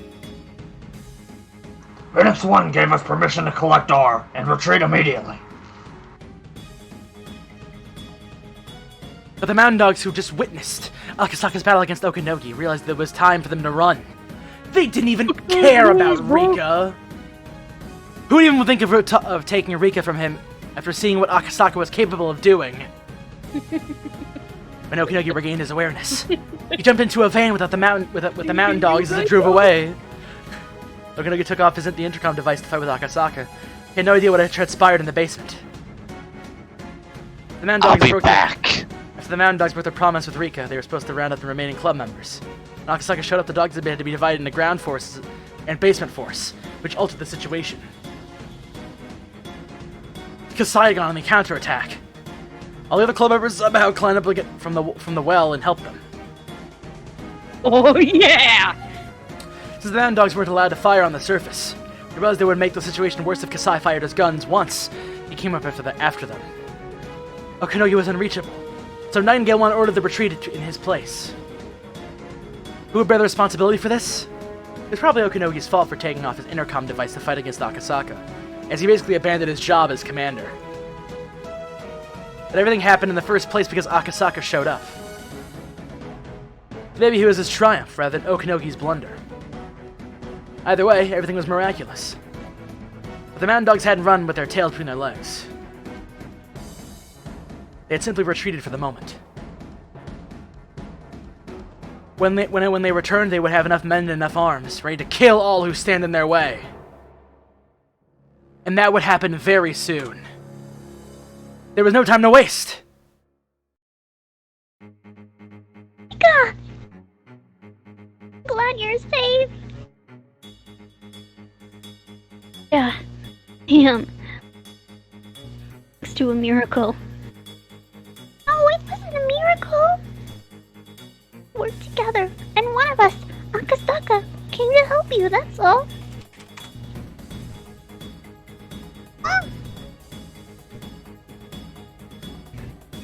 That's true. Something like this can't be called a miracle. lucky. Now it's our turn to attack.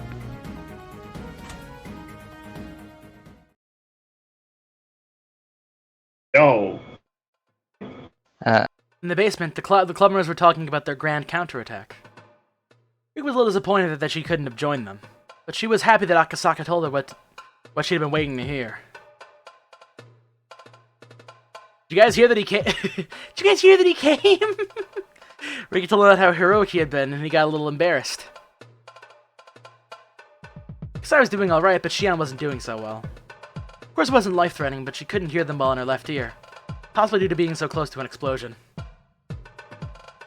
After hearing Mia went around Shion's left side and whispered some dirty words. She'd been able to hear them fairly well. Of course, she might have been hearing through her right ear, though. She had to lie down on the tatami mattress in the torture room while Irie kept an eye on her. Mia was very worried, but Shion told her that she was okay and forced her to go ahead with the next operation.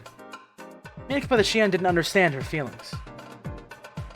Now they would have to come up with an idea to rescue Tomitake from the clinic. They had Akasaka and Kasai on their side, both of whom were used to battles.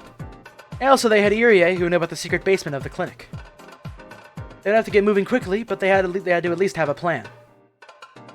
It was almost 10:30 a.m. Because of what they had gone through. They were exhausted, it felt like it was almost evening. But if they were at school, it would only be the second or third period. They had to pull themselves together. They had to regain their fighting spirit.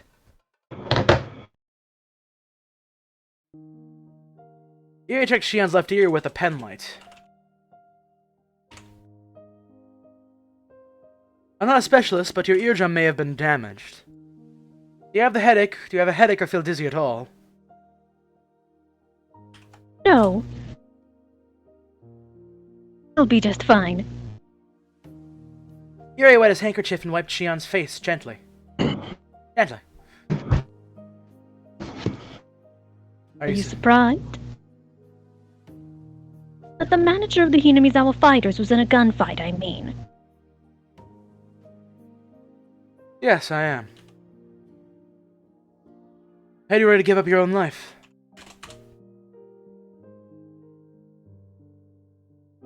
My Barasan told me. Jeez. Looks like that sound cool in the moment. When you survive, they're pretty embarrassing, huh?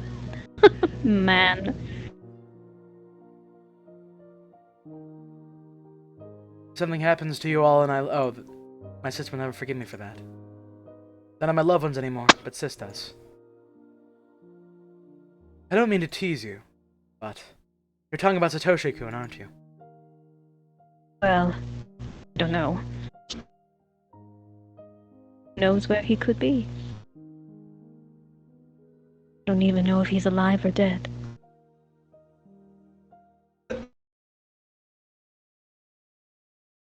French. He's alive. Shion stopped in their tracks when Irie answered immediately. Toshi Hojo-kun is alive. He developed terminal symptoms due to excessive stress last year. Me and the other club members had already told Shion about the current situation, so she kind of understood what he meant. Thought I could treat him with the same drug I used on Satoko-kun. Satoko-chan. Satoko-chan was one of the very rare unlucky cases. Satoshi-kun's treatment had been very difficult. It's still going on. Satoshi-kun. He is still alive. I'm sorry for not telling you this until now. Satoshi-kun is in the basement of the clinic. Shut the fuck up! This whole time. Motherfucker! Basement Hiding arc. him in the basement. They fucked up so hard. No, this is a fucking cop. Right? Oh, whatever. Who cares at this point? I'm fine with it. We're getting the happy ending. Irie isn't a cop, he's a doctor. No, Said no, cop, it's a- and this is a fucking Dr. cop out. It's a cop-out. Oh. Okay. It's fine. Okay. Shion looked very serious. As if she'd gained the determination to fight.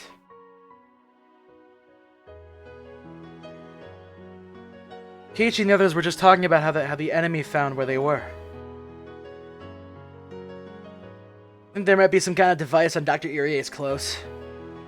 Not his personal clothes, something the clinic provides. You mean my coat? Excuse me, let me check. Let me smack behind your head. Shion checked Irie over like an inspector at an airport. And she found a little button on the backside of his collar. It's a little round button. There's no reason why a button like this would be on the back of his collar. This is probably it. This is how they found us without following the car. Damn it. As long as we have this button, it's possible for us to create a diversion, right? A decoy unit with this button can lure the enemy away, and while the clinic's short on staff, we attack and rescue Tomitake-san. I think that's the best way.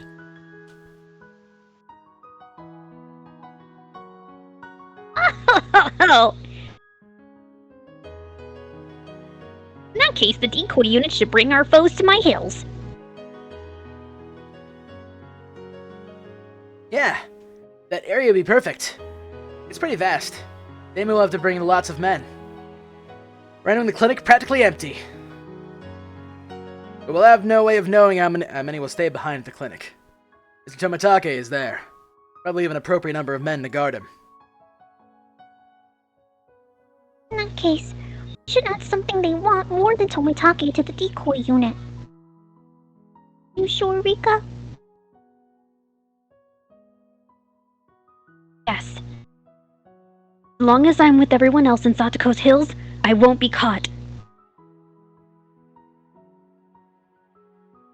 Maybe we club members know the hill well enough. Maybe it's a good idea to use us as the decoy unit. That works. The adult unit will attack the clinic while the decoy unit lures the enemy away. It's the chance of success. As long as Akasaka-san pretends not to see anything. Since I heard you're a policeman. Kasai spoke with while loading his shotgun. I'm off duty now.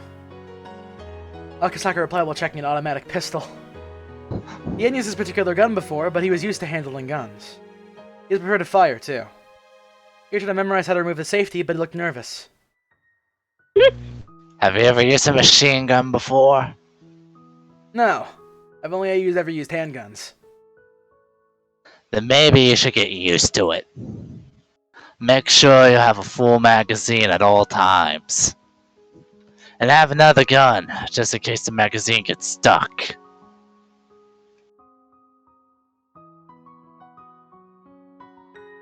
Yeah, Kasai-san. Is that a shotgun?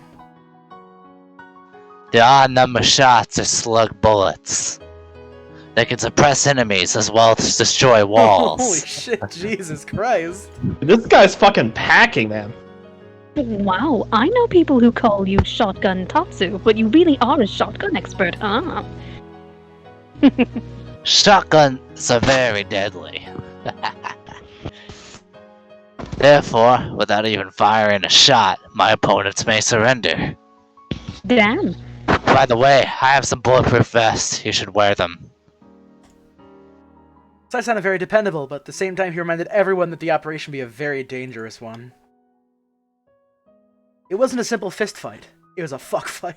Even a veteran soldier can die in a gun battle. There's always a chance of death, regardless of how well trained you are. In fact, Kasai and Akasaka were the only people who could be depended upon. Yes, he loaded with alternate bullets. Kasai talked Irie out of carrying a gun because it may be dangerous for him to have one. Shooting down a boar isn't a Texas thing. Someone could get injured by friendly fire. This is that maybe there should be more people on the team. Both Kasai and Akasaka refused because those who couldn't even handle guns at all might end up as dead weight. Well, then I have to go, huh? I lack firepower. I'll bring my Ingram to support you.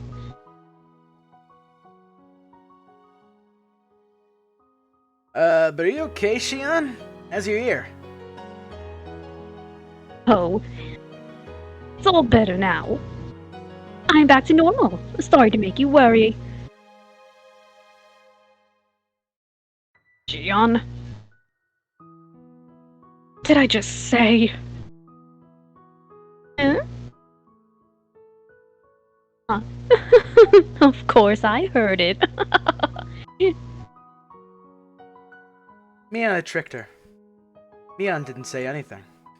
Shannon still couldn't hear out of her left ear. Gian, it's too dangerous. Honest with you, you shouldn't even be in the decoy unit. You should just hide somewhere. Sis, listen.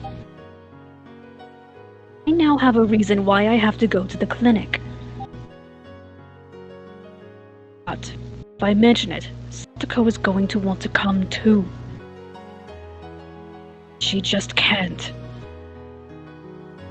It will be an indoor fight, and the enemy will fire at us. Do you mean... Mion sensed it. That's the reason why she had to go to the clinic. That was why she didn't say anything more. She was in Shion's position. She would go even if neither of her ears could hear. Really? It's too dangerous, Shion-san! What's happening? Please think it over! Atsuko. And we'll join the rescue unit. Atsuko, the decoy unit is counting on you. Concentrate on your job. Orange, what's up? Your mic was kind of peaking a little bit. Oh, okay, I'll just mute. It's probably my air conditioning. You know, right, Vanessa? You know I'm not planning to die. Yeah. Do. Armored girls can never die. That's right. Even if they kill me, I won't die. People don't die when they are killed. She and Rena gave each other high fives.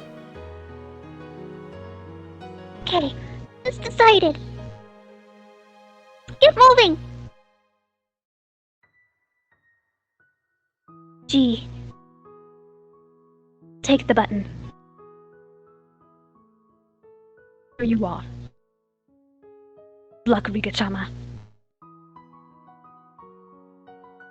You too, She. Believed strongly in a miracle. Now it's going to happen. 4. This is a chance that God has given you. I think there were days I didn't believe.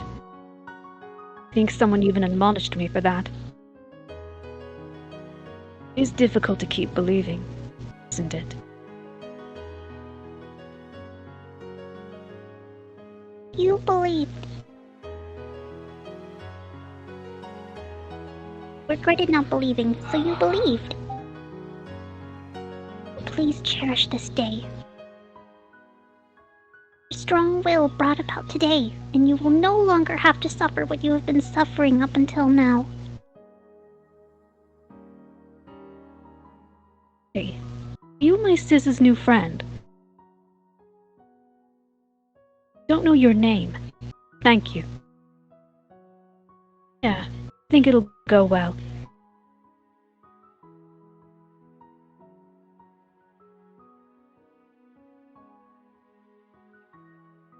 Kaneko? Got Khan? Huh? Hello? Hello? Sorry, my dog had to come in my room because he was trying to fight one of my other dogs. Oh. I love you. Oh. I call Remus a demon for a lot of reasons. His personality. Nice. Okay. Of course it'll go well. Remus, no! One moment, sorry. And so it begins.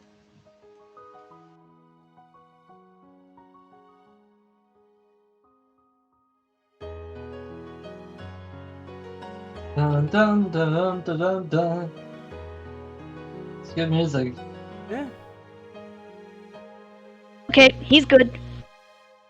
Yashiro-sama guarantees it.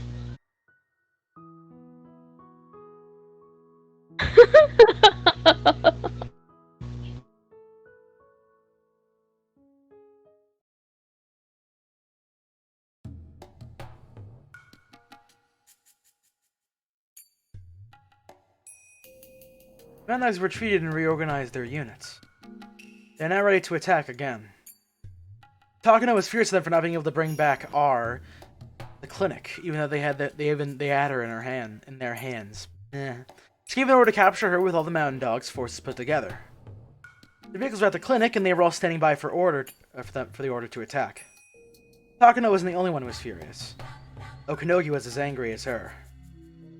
That rookie policeman from 5 years ago had grown. He even made Okanogi yield. He couldn't accept that he was defeated, so he was bent on revenge.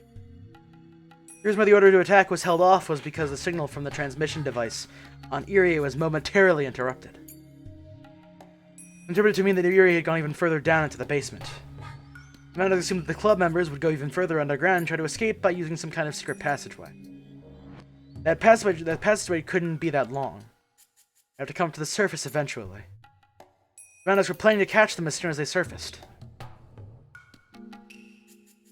The villagers were too busy with setting up for the festival. They had no idea what was going on. By this time, the Mountain Dogs had shut down the telephone network. They're afraid if the club members would call the police. The only way into town was being watched by the blockade unit, so the club members couldn't escape that way. Ara and her friends had to come up to the surface. They couldn't be thinking of staying underground until things had settled down.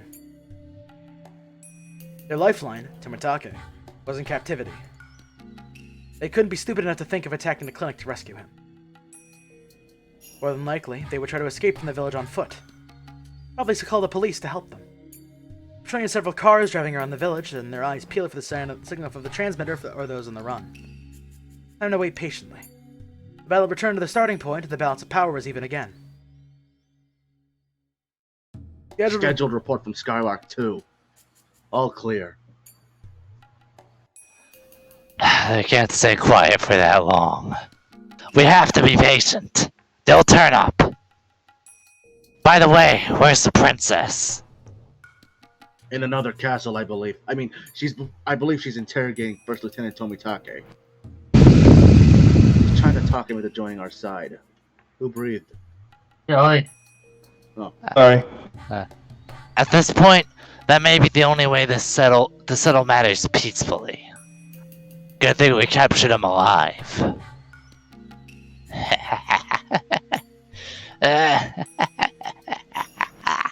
With the princess gone and no phone calls from Tokyo, I can finally enjoy this cool air-conditioned breeze. Did somebody... Or she comes in like the Kool-Aid Man. Yeah, when she comes with a Kool-Aid Man with like a portable air conditioner and just starts blasting them in the face with it. Air conditioner and chapstick. Anyway, Shelly. Yeah, he tosses like open chapstick bottles. What? Read the thing. Go! Go! Oh. Go! Commander, there's a radio call from Tokyo. Please, please. It's from Nomura-san, and it's for you, not the Major. Good grief. If the phone's no good, they'll use a radio, huh? Well, I wonder what the Queen in Tokyo wants from me now. Okanogi and the Mountain Dogs here. Over.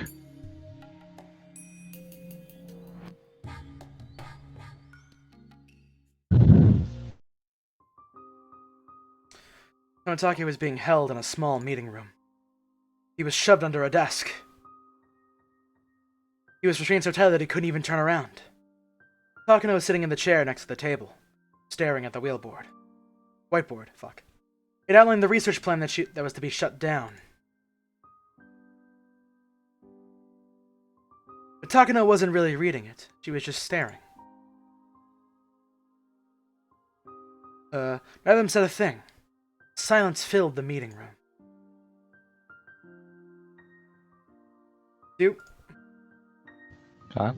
Almost 11 a.m. You said the line. It's a long day. I was woken up so early and it's not even noon yet. Misaki didn't reply. Jiro-san. You think you can help me?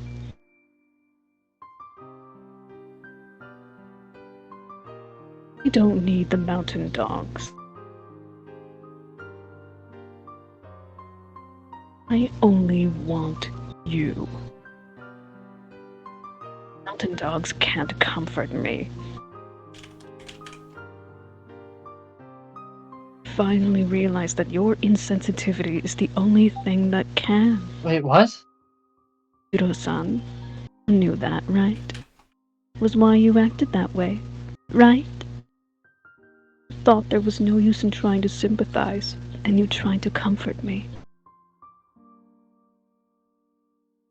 That's what you thought, right? Only pretended to be insensitive. Helped me enjoy myself. You...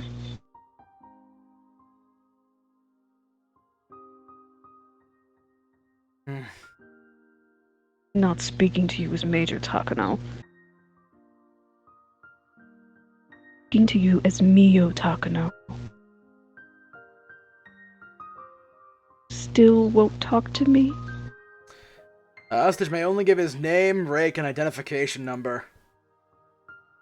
Takano hung her head. I don't have the key to those handcuffs. Sorry.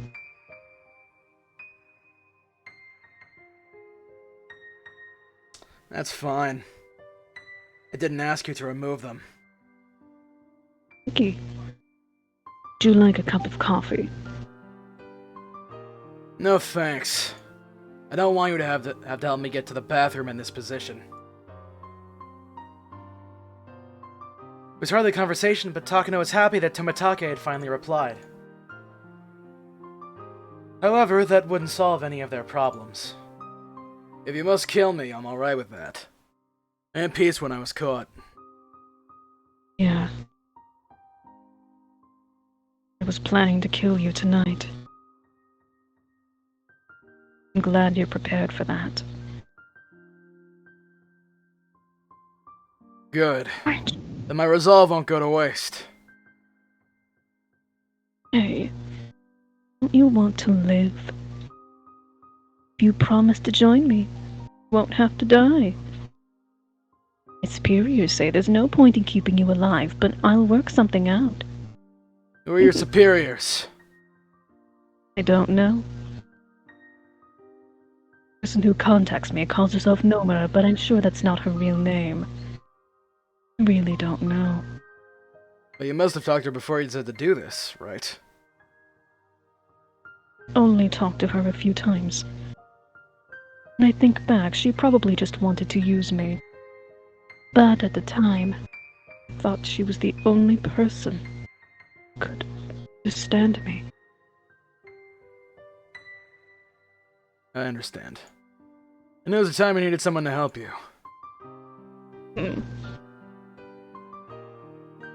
I wish I could have been there for you. Yeah. If you were there, it would have been so nice. Nobody has died yet. But I'm going to kill them. You have your masterminds. But there are other masterminds in Tokyo who oppose them. Most of them want to hush up the issue. You may think it's too late to do anything about it, but you're wrong. There is still something you can do. You can make this whole thing disappear. And my grandfather's research on the syndrome will disappear too, won't it? Takano-san, what do you want to happen? Takano closed her eyes for a bit while she came up with an answer. Her grandfather's research had been insulted. She wanted those with higher positions of authority to take it seriously. Nomura could make that happen. When the final operation was enacted, The higher-ups of the country would have to read the article, and they would have to believe what's in it. They will authorize the execution of the emergency manual. And yes, that would create an irreversible disaster. But at the same time, the disaster would prevent her grandfather's article had merit. Proof. Will you be satisfied with that? Sure. I'll be satisfied. It is the purpose of my life. I asked you before. You'll disappear after this operation, aren't you? Mio Takano's purpose will be fulfilled. You'll vanish from the face of the earth. You'll return to being Miyoko Tanashi.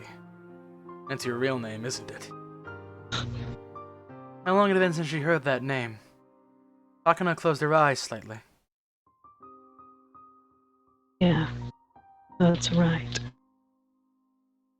Soon enough. I will return to being Miyoko Takanashi.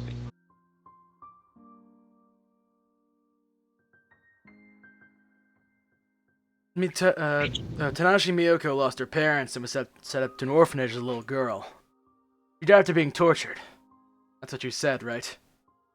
Yes, I did. I have to go back inside of that metal fence. You experienced something like that, Jiro-san? Takano told Tomitake about her horrible experience, which were simply unimaginable for normal people.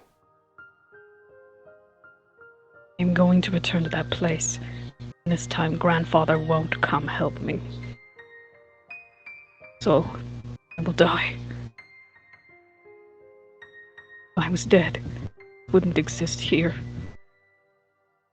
If I wasn't here, there wouldn't be an Unie Institute. Wouldn't be stuck living out such a bizarre fate. You're planning to die, aren't you? I'm supposed to be rewarded after the operation. Don't believe that. I might be suddenly killed one day. Don't you have someone who you can trust? Clients are just clients. They're not my allies. Mountain dogs are.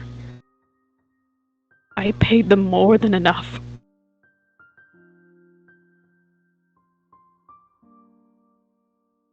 But you can't truly trust them, can you?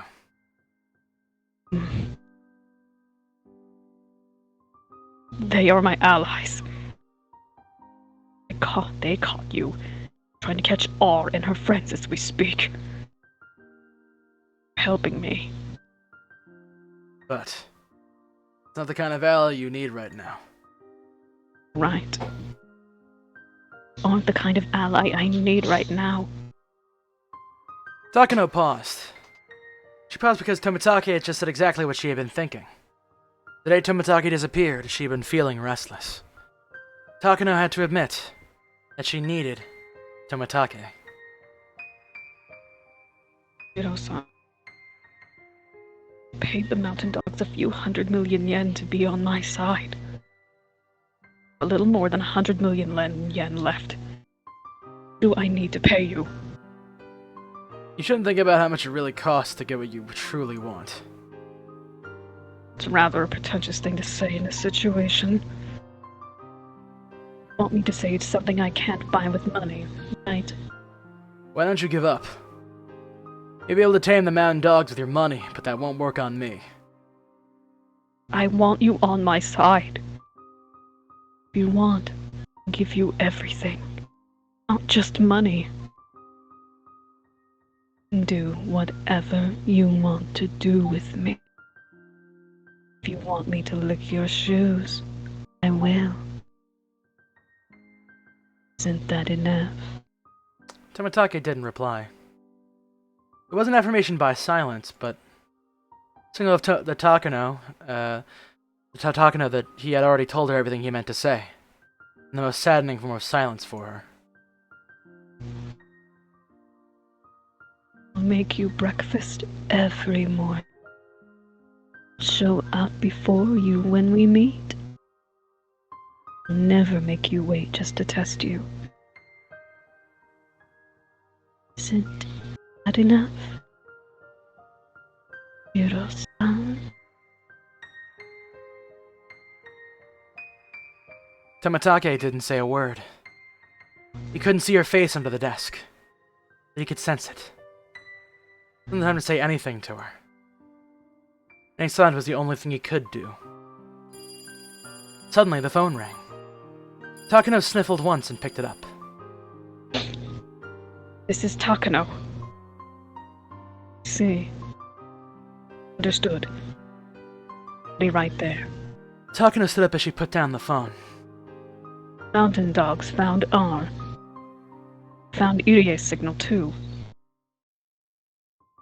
Must already know the roads are closed and are trying to escape through the mountains on foot.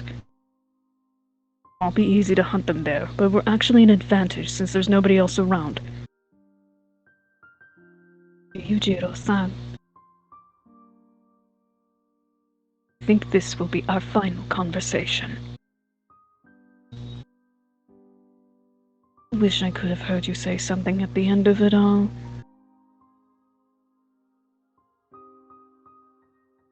And still, Tomitake stayed silent. Takano ran out of the room. She didn't look like she was hurrying back to work.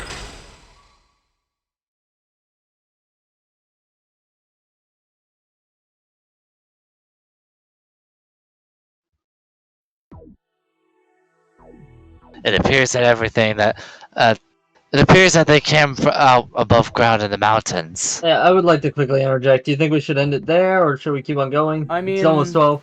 I honestly don't mind. I feel like this is gonna pop off again soon. Honestly, if we You might want, wanna if we take a want to break. go for another hour, I don't mind.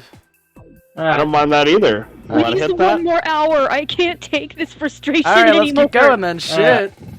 They might have Bang, bang, bang. Pull my double trigger. They might have We're tried around to. the next hour. No bits. Please stop interrupting everybody. They might have tried to get some help from the villagers, but a patrol vehicle found R and some of her friends and started tailing them. For a time, R and the transmitter were operating separately, but they rejoined at the mountains on the map. You saying they split up then met back up? They must have planned their escape route, I guess. I'm sure they're confident knowing that they know their way around the mountains well enough. If there are too many trees, or if the bushes are too high, our weapons won't work as well as they should. That's what the karate guy would think, at least. Okinogi was determined to catch them this time. He kept saying how he was simply caught off guard before. Can't escape this time. Must catch them before they get to Okinomiya. Yes, I know. Since they know the mountains better than we do, we'll have to get serious. All our units will besiege and overrun them.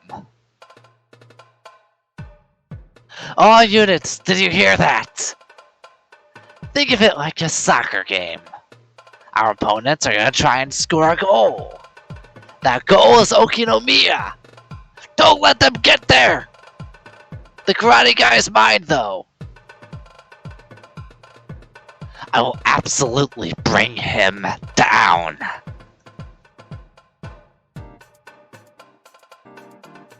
Who's Phoenix 2? Fuck it, Phoenix 2 here, roger that. Bone.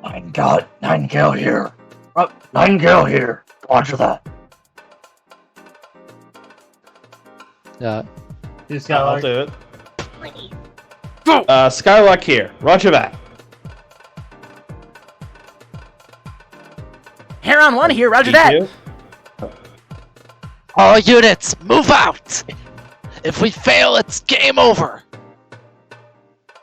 Quite so. Cannot fail. Take command of the corpse from here. You would think it'll be alright to leave Tomitake behind. Sure. We're leaving 8 armed security guards behind. Even if the enemy came at them with double that number, they'll be fine. That karate guy will be more of a problem. We simply can't underestimate him. Security unit guarded the basement of the Yuri Institute, which was the heart of their organization. Therefore, they were armed more heavily than anyone else of the Mountain Dogs. Okanogi's confidence in the security unit and his newfound obsession with defeating Akasaka made the diversionary plan a success. At the same time, that meant that the decoy club members would have to deal with the full force of the Mountain Dogs. The dogs' white vans ran through the village. While they couldn't fire shots outside, all members were carrying stun guns that fired electric needles. While poor on range, they could subdue a target instantly. With a switch, they could change between merely stunning or killing their target.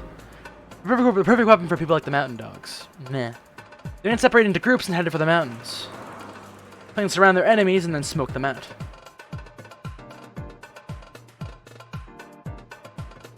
Must be Phoenix 4, come on. Commander, all units are standing by in position. Very well. Major, please give the order. This is Takano. Make sure you capture R alive. Don't care if you kill the rest. Don't let them escape. Finish it right there. Nightingale, Skylock, Heron, start running! Start hunting. Phoenix will be the goalkeeper and we'll be the reserve. Be ready for anything. This is Phoenix 7. Roger that. Let's begin! The Mountain Dogs started marching, spreading out in a line with a few meters between them. This mountainside was a savage land where not even the villagers would dare tread. There's some trails, but no paved roads for human beings. Required an enormous amount of diligence and patience to hunt on a mountain like this. All the dogs were very nervous. They told them most of their enemies were children, but that a few were well-trained adults with them as well. They were supposedly armed quite heavily. They knew the layouts of the terrain quite well. It was obviously going to be a tough battle. Kanogi, how many people do you usually need to search a mountain? It's hard to say, but I'm sure that the more people we have, the better the position we'll be in. But all the Mountain Dogs put together won't even be close to enough. But our enemies are just a small group of people. Don't you think we're at an advantage? How? Well, you know what people always say. Takes thrice the forces to break a defense. We have twice more than that on our side.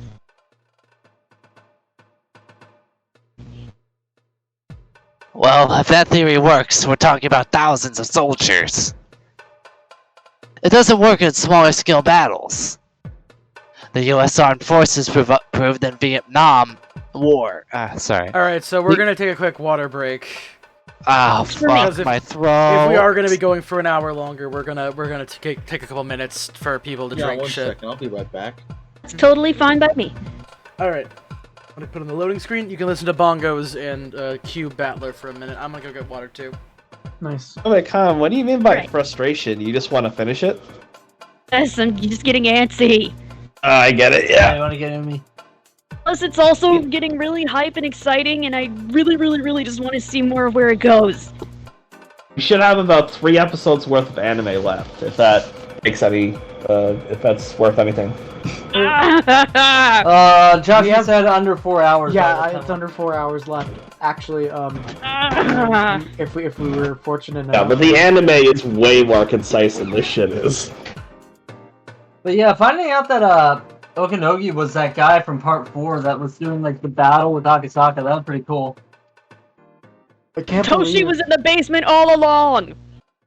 Yeah, I'm fine with that. That's what was in the basement. Wait, was it a teenage boy? That was all that was in the basement. Did they Attack reference on the basement Titan in the reference. past? Yes. Alright, just making sure that it wasn't like there wasn't past foreshadowing about this. Oh, there was absolutely no foreshadowing to this. Surprise, surprise, he's just in the basement. Yeah, like we have under 4 hours if we were to stop right here. So Mion, whenever in part 5, Mion like said that she didn't know where Satoshi was, right? Yes. Okay, I wasn't sure if like she lied, like if there was any point she lied about where he was or something, or if I'm misremembering. I think it's already been I don't established think that she she knew. knew nothing. Water, liquids, water. She didn't know shit. Just remember, it was a whole red herring that the Sonozakis were behind everything, when they really weren't at all. My door, I gotta close the door. My question is, why was there that whole arc where Neon turns into a demon and starts killing them if it wasn't them at all? Because it's explaining it's explaining episode 2. Like, this is when he was kind of taking Answer's arc as, like, in a very literal sense, because in the future, the Answers arcs exist more to just explain things that happened, and not literally redoing the entire episode. Right. Yeah. I just remember, like, it was so bizarre when I was watching the anime, like, wait, so they just made Neon the villain for this arc, but the Sonozakis have nothing to do with the curse. Perspective. The word you're looking for is perspective. Yeah. Yeah, fair enough. But that being said, technically speaking, it's less about them not being. It's not less about them being the villains, and more like her essentially becoming a victim to the syndrome. Yeah, she goes insane, just like Shion does later. Mm-hmm. Well, no. So- no, Mia never went insane. Oh yeah, because it was Shion the whole time. Yeah. I forgot about that bit. It was Mion all along, though. Well, I mean, yeah, I guess if you want to be really granular. It was me! I thought Mion! It was I thought they Shmion. implied that like episode 6, where it was that Mion and Shion had swapped the whole time. Oh, AC, you back? Yeah, the water actually has I'm helped. Like the pain is like Shelly, are you gone, back? mostly. All right, are we ready to? Are you like? Is your throat feeling better? And we good to get back into it, or do you want to wait a little bit still? I was gonna say I want to give everyone else a little bit though, but Alright. I'm ready whenever I wanna. I'm ready whenever you are. Okay. I'm ready. I got my. Just give me like 3 Fucking minutes, ready. and I'll be right back. Alright, Chili, ready? Everyone ready? Let's... Wait, I think Charlie said he's gonna be right back. Oh, fuck. Just give me 3 minutes. Uh, Nah, fuck it, I can go. Let's just go. Let's go. Go. Hot chips ready. Let's go. Well, if that theory, you hot tip and lie. Well, You already read that line. Don't worry. all right, cool. And in this case, Also, there we go. Still Wait, yeah, loading wait. screen for a little bit. Yeah, I'm about to say unqueue. Go, go, go, go, go, go. God. then in this case, how great of a force do you think you need to search this mountain, Okanogi?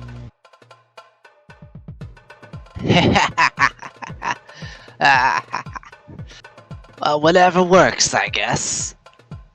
I don't know what you mean by that. Would be an appropriate military force. Considering what happened this morning, we have to conclude that their commander is extremely brilliant. They also have at least 2 weapon experts. And at least 1 close combat expert. Okay, I see that, but the rest are all kids, aren't they? That's what I think too, but we're in their territory. One kid who knows an area well can be equally to a finely trained patrol unit. They are more troublesome than you think, Major. And tell me how great of a force you'll need to actually suppress them. Well, we need 1 division. Let me explain what I meant by that. 3 or 4 mountain dogs can make a battalion, and 3 or 4 battalions can make a regiment. And finally, 3 or 4 regiments can make a division. Are you saying we need 30 times as many people? Of course, that alone isn't enough. We need to get in touch with an artillery base and request an advanced bombardment. If we could get help from the air, I'd want the Phantom to drop napalm bombs. What the fuck? Is this a bit? You've got to be kidding me! We don't have that much force at our disposal! What do you think would happen if we tried to chase them down with our current manpower? Well, Army great commander! well, it won't be easy, that's for sure.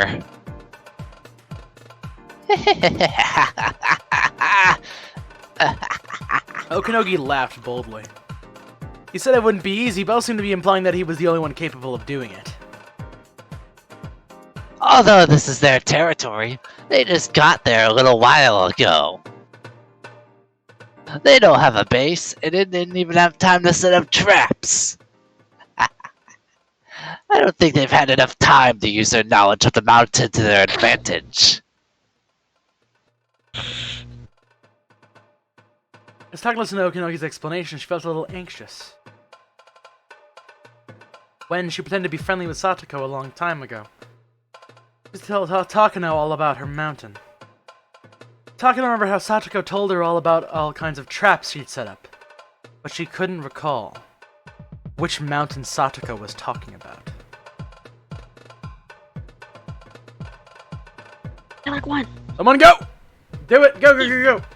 Skylark to base. Skylark to We've base. located some of the We've targets. located some of the target. Oh. And Nor to do. Noir. We can't see R. We're still searching. You can use them as hostages. Capture them even if R isn't there. Nightingale, did you hear that? Gather up all the nearby units to block their escape route. Yeah, Oh. that's... Oh, Roger, we'll back you up.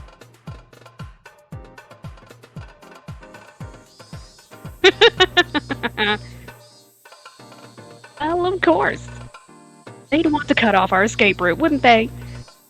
Some fallen trees are leaning against a much larger pine tree, forming a natural scaffold. The small hut made out of plywood had been built on top of them. It was one of Satoko's many secret bases. It was at a perfect spot since Mion could see the foot of the mountain well. Wow! This went just as Michan expected. Well then, we'll see what they've got, huh? Can we win? Can we? What are you talking about? Of course we're gonna win. Our enemy's commander is worthless. They need at least one division.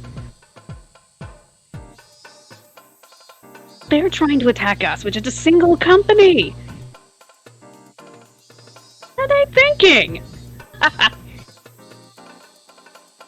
See just how many of them will be able to go back down the mountain in one piece today. I can kind of hear your stream in the background. Oh, what? I can just hear Oh, the echo. I don't know why that is. Damn it! This is Skylark 4. We've been attacked. Shit! Don't let them get away! They let loose tons of logs. Skylark 6 sprained ankle, unable to pursue. We'll go on without him.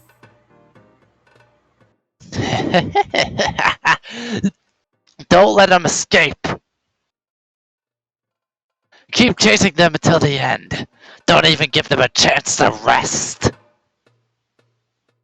Oh, this is This is Skylark 11. Skylark 11. We've We've encountered a encountered trap. a trap. Oh. Sorry. Okay. Sorry. Skylark 12 and 13 probably have concussions. We would have been dead if we weren't lucky. This is Skylark 16. A trap got me. Entangled in steel wires. Unable to escape. Oh god, these are tight. I can't cut them with my knife. Somebody bring a wire cutter. Oh shit, rolling down the hill. Chaotic radio transmissions came in one after another. Obviously, Okinogi had been wrong about the mountain dogs being in an advantageous position. Nightingale 10 to base.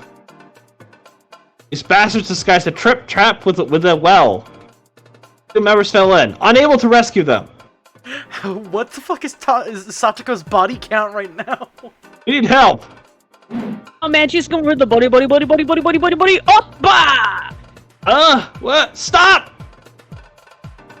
What the matter, 9 out of 10?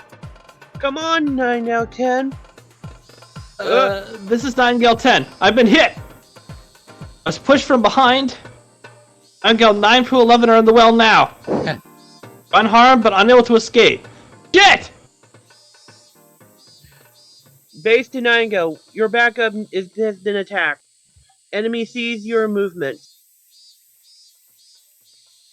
Watch out! This is Nightingale 1. I have a question. How can they see our movement? There's no UAV in the air or anything. UAV? Skylark went to base. We failed in our pursuit. We lost them. This is impossible. The mountainside's full of traps. We've already had a lot of injured men and only covered a short distance. Here on to HQ. We found R and some of her friends. We're going after them. In assistance immediately.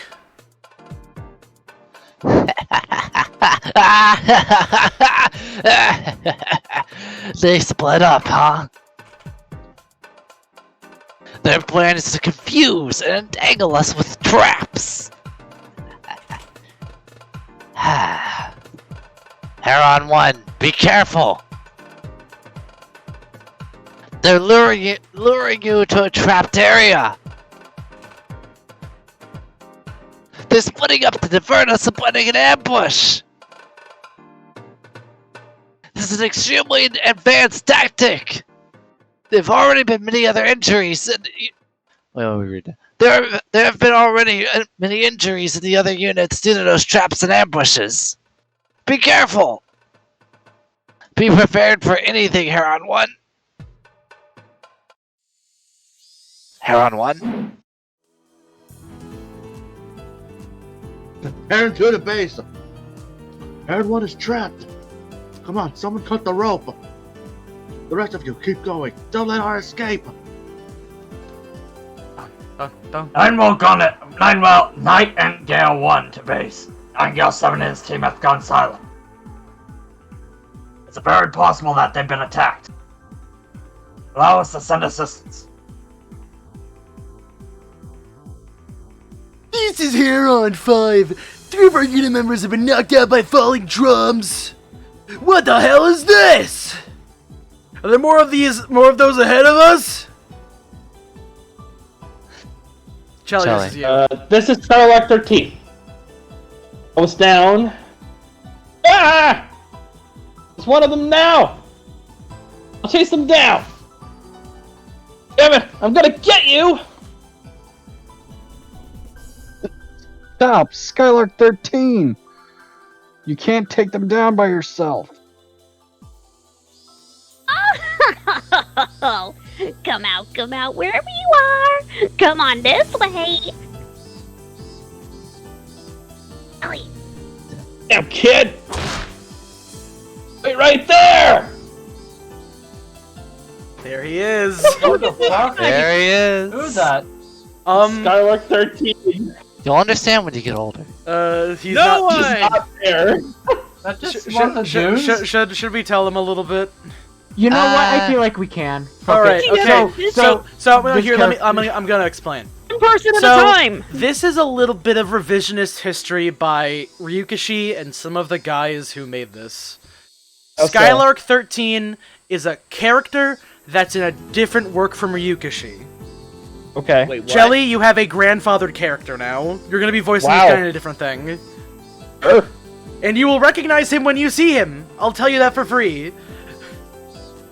Anyways, Skylark 13 chased Satoko with an enraged snarl on his face. But Satoko ran through the woods effortlessly. Small branches scratched his body all over. But he continued to chase Satoko. Satoko ran like the wind. To her, she was simply running in her own backyard. Who would get injured in a place like that? Yet Skylark 13 ran after her. He passed many mountain dogs who couldn't even move because of Satoko's traps. The more of his trap fell as he saw, the more he wasn't sure if the girl he was after was really a girl. She was something that looked like one. He reached an area where logs were stacked in piles, with the trees in the area being chopped down. It was a rather strange scene. On his way there, Skylark 13 saw a member from a different unit hanging upside down from a tree. Saw his feet sticking out of a pitfall. There was a member whose foot was tied to the roots of a tree with a device that looked like a pair of handcuffs. He reached his area after seeing all of them. He suddenly started sweating all over his body. Skylark 13 realized that he had been lured into a trap.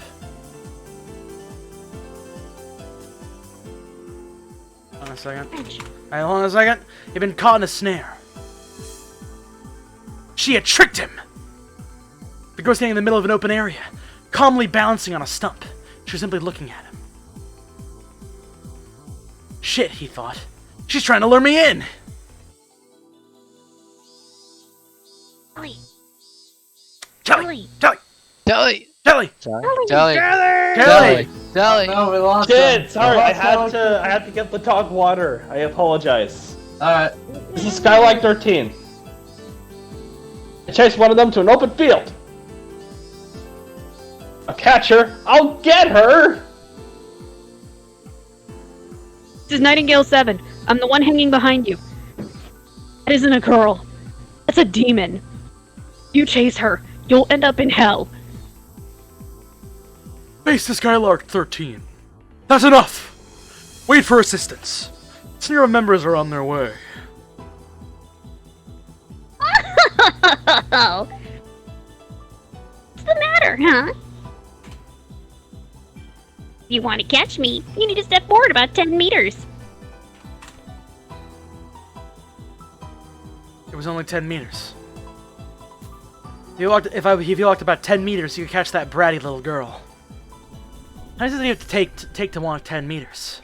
It took him 10 steps to if it took him 10 steps to walk 10 meters, then there'd be 10 more chances of stepping on a trap. But it was only 10 steps. You can catch her after taking just 10 steps. Well, if you really want to catch me, then why not make your first step? Come on. Ellie. Shit. Shit! How is he going to take his first step? The air with weeds looks suspicious. But the Why bare is this- ground looks suspicious too. What if he jumped on a tree stump? No, no! That's what you want him to do! Also was ripping off Skylar 13's body. They need to take 10 steps. Why was he so nervous about taking the first one? Or 12. I guess I'll do it. No, Geary, that's way Oh too yeah, close. wait, I'm Skylark 13. That does make sense, yeah. Skylark 13! From what I can see, the tree stumps looks okay! You can jump on them! Let me Nightingale 8. I'm gonna keep doing goofy Don't voices. Skylark 13. This is Nightingale 8, the one tied to the tree root. The tree stumps must be trapped. There are too many stumps there, and it's just too suspicious. I was this guy before, so. Can you hear me, Skylark 13? Don't go in any bushes. It's dangerous. Don't step on the weeds. The open ground is dangerous too. Okay, well, I guess I'll have to do a different voice. I'd say give him a gruffer voice. Shit. And where should I step? You want me to fly? What on earth are you doing? Growing bored waiting for you.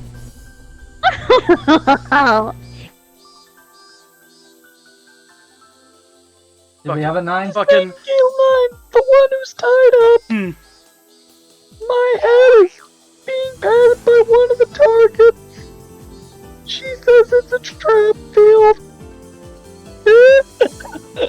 Supposedly, that girl's magnum opus is set up there. Tell you. You should be extra careful. Thank you, Aaron Hansen. Cool. Right. Tell you, Charlie. Gotta be kidding me. Did he say magnum opus? What does he mean by magnum opus? What about all the other traps? Weren't they her magnum opus? The mountain dogs are professionals. We're paid to engage in battle. If this little girl is playing us like fools, we not beat her? We not beat this brat? Must be a bluff. How is it possible for a trap to exist that's worse than what I've seen so far? It's a bluff. It must be a bluff. I'm definitely gonna get her.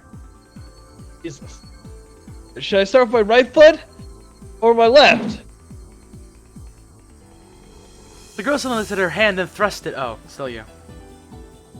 Girl suddenly lifted her hand and thrust it at me. Is she telling me to stop? 5 steps.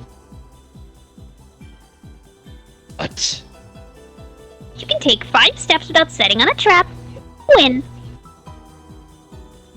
I see. You're confident, aren't you? Yes. I take 5 steps safely. What are you gonna do? Let's see. I'll admit my loss and surrender. How about that? Brain is as sharp as ever today. I'll get you before you take your 5th step. Stupid fucking kid! Nor. Or The goofy voice. Nightingale, Skylark 13. Don't let her provoke you. I I guess 7? I'm this person too, Tom yeah. is deep number 7. Alright. Oh, number 7. Yeah. She's a demon. Don't let her appearance fool you. She can read your mind. We can't defeat her.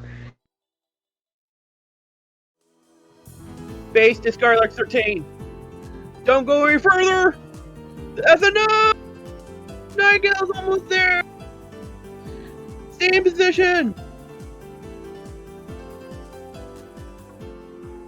That would mean I'd lose.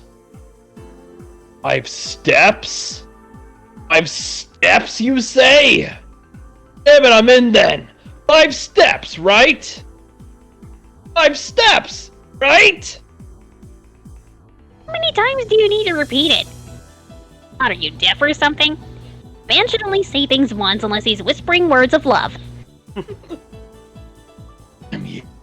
Ed! Skylark 13! He's going to read your mind! I'm down. That's right. I'm Skylark 13. Cool-headed. Just like Golgo. I need to keep a level head and think. Right. Already on to my thoughts. You can see how I'll think. I have to take 5 steps towards her. Hmm? Whatever do you mean by that?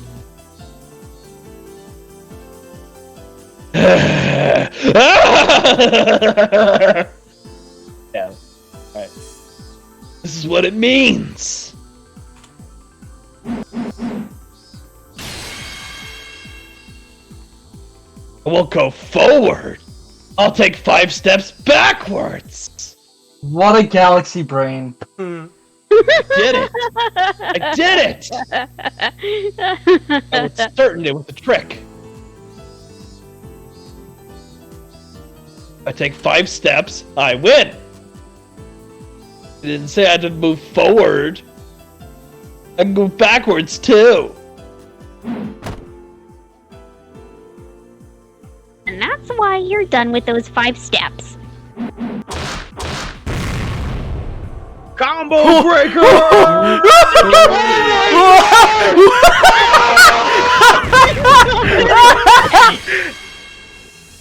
Skylark 13 down! He's fucking dead! That fool! He let her mess with him! Dude, that was awesome! Satoko's unremarkable performance just wasn't her own effort alone.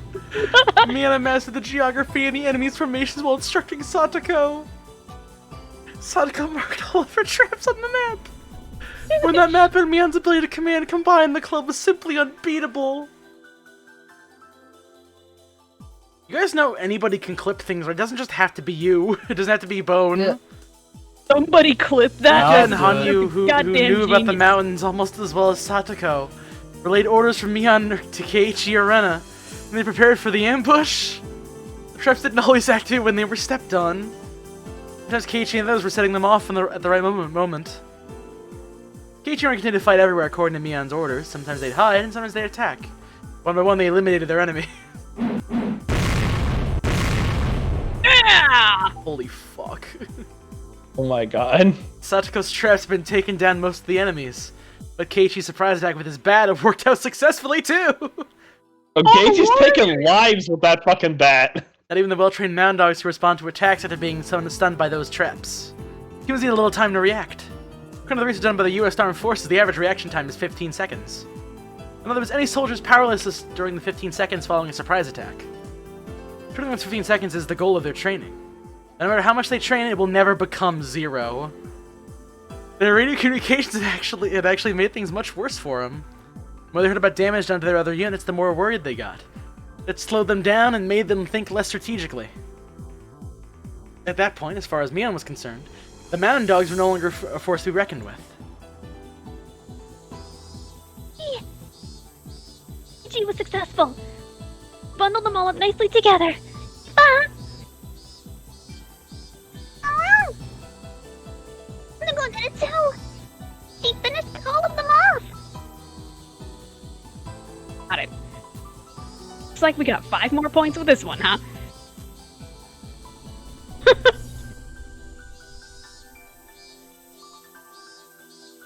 Okay, my lovelies, what are you going to do now? About 30% of your southern army has dropped out. At least 1 or 2 men have to respond to calls from injured soldiers. And what that means is that they hardly have anyone left. A decent commander would order retreat about now.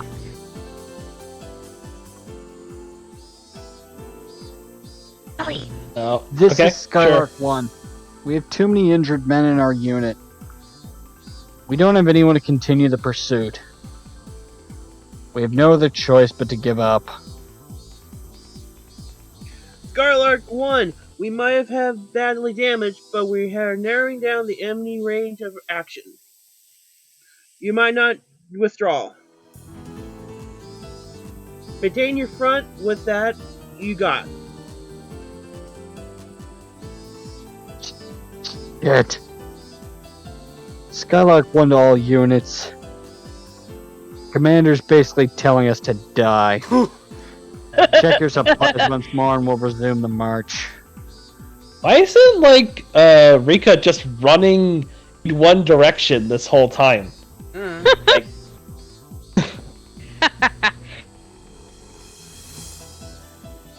Oh yeah, I forgot. I didn't think it was fine. Akano-san is so mad that she won't allow it. Morale of the unit commander is down because his request to withdraw was denied and they have to resume the march. Here's our chance.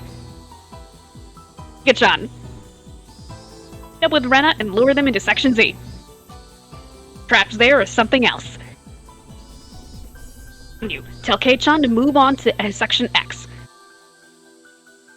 What a fun game.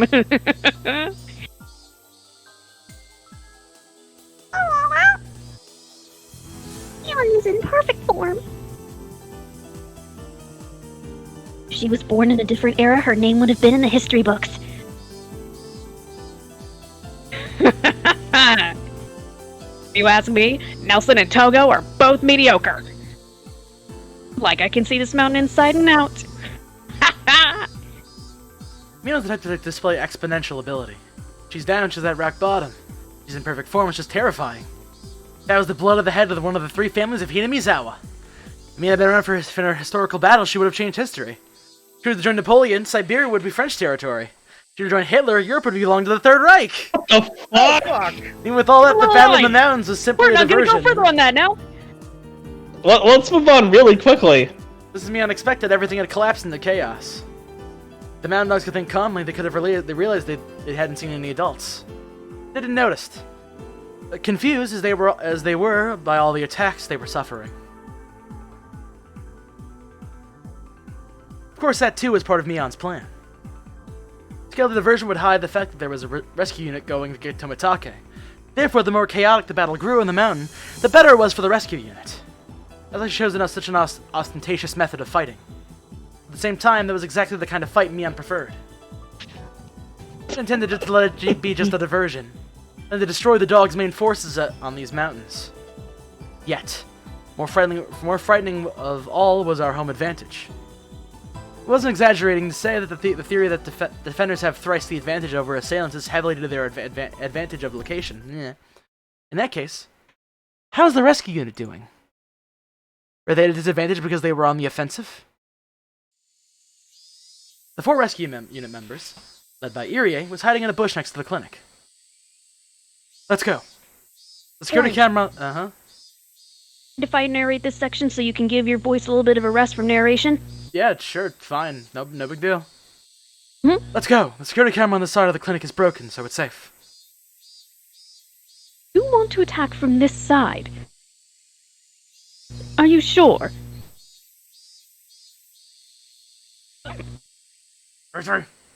Our enemy is completely dependent on the security system. So it should be alright. Okay, let's go then. Should we head along the wall to the back of the director's office? Yes. I didn't close the window when I left, so it should still be open. If you go through the window, there's a back door in the security camera, as well as the security room for the first floor. There should be 2 guards in there. The entrance to the basement is being observed by the security camera. They'll find us right away. Okay, then we have to take those 2 guards down on the first floor, right? It's a basic rule to secure an escape route. We'll go into the office, then in the security room on the first floor. Move forward, walking against the wall so that they remain in the blind spot of the security cameras. Soon reach the window of the director's office. If any village kids saw them, they'd assume they were playing around, pretending to be spies. DA was glad that the clinic was closed on Sundays. DA peeked into the room. It was exactly the same as how he left it. The window was open too. 4 of them snuck into the room through that window. Kasaka put his ear against the door to the hallway. He signaled the others to let them know that there was nobody on the other side. Since the clinic was closed, the mountain dogs were the only people around. Being Sunday really was fortunate. It was very quiet in the clinic. The chorus of the cicadas was the only thing that could be heard. There was a clock on the director's desk. It was almost 11:30 a.m. Jean was surprised to find herself getting hungry, given all that was going on. Sai and Akasaka checked over their weapons. Irie brought out a book of blueprints from the locked bookcase. It said construction plan for the Irie clinic. This is the director's office. This is the security room for the first floor. Go next to the office. These red marks are the security cameras. Security room is on the first floor. Shouldn't be a problem at all. Basement will be a lot more difficult. This is the underground research section. This is the entrance to it here. It appears there's a stairwell to the second floor on the blueprint we gave the regular workers. Actually, an entrance to the basement hidden in there. And there's the staircase to the basement. This is quite the basement. It's actually a lot bigger than the section above ground. Sure, the basement contains the real identity of this clinic. This is the door that requires Coach's security access card to open, huh? Is it possible for them to revoke your access card? Is there a way to break through the door just in case we can't use it? It's a strong door. While destroying all the evidence, we're supposed to shut the door and pump water into the place. So it's an airproof door, huh? If it can endure that much water pressure, it must be strong. So there must be no other way in other than by using the access card.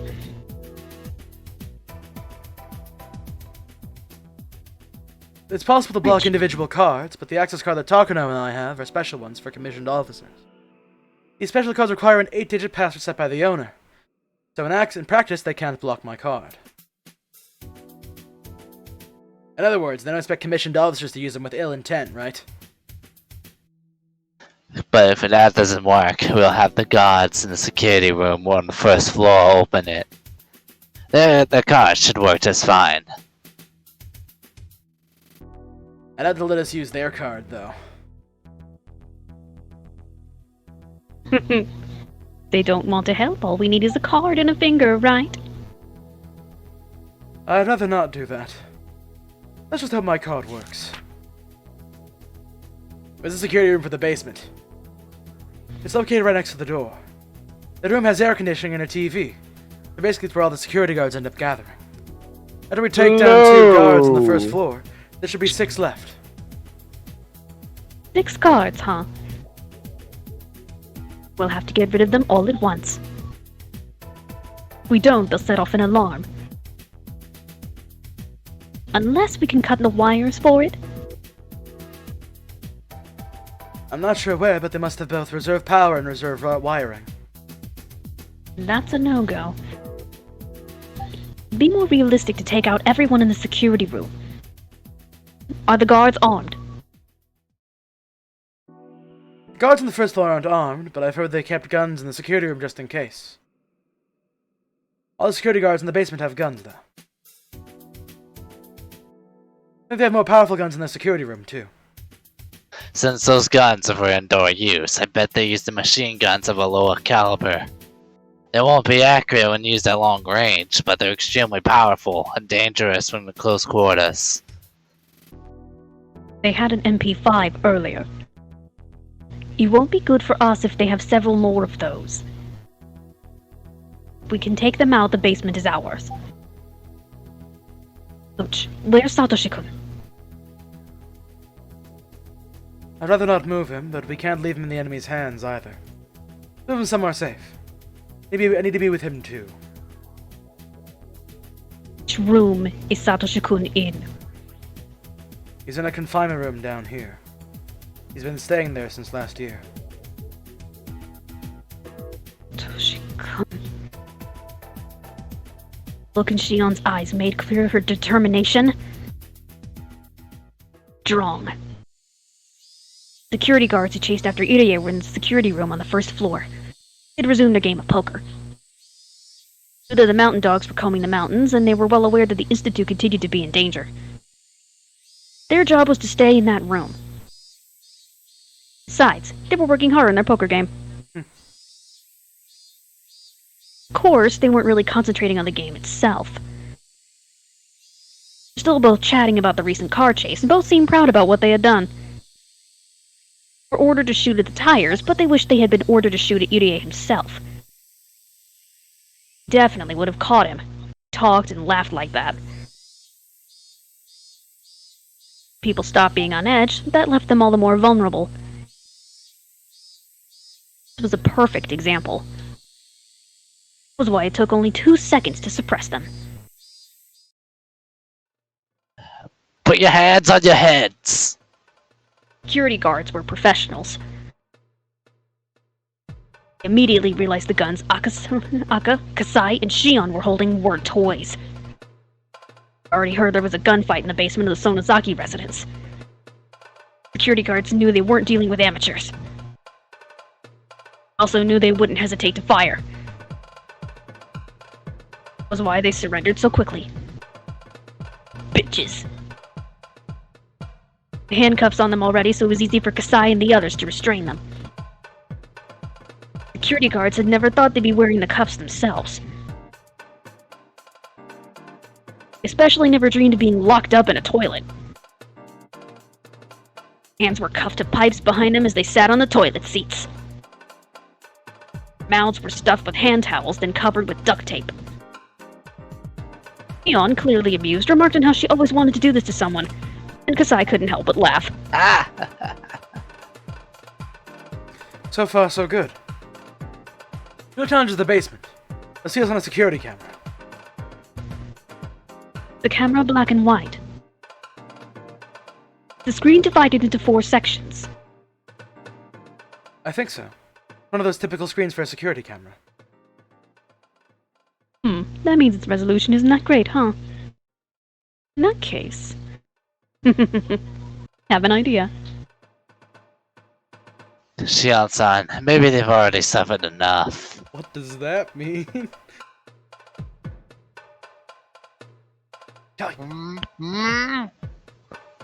Mountain dogs weren't only locked in the bathroom, but had to go through extra humiliation.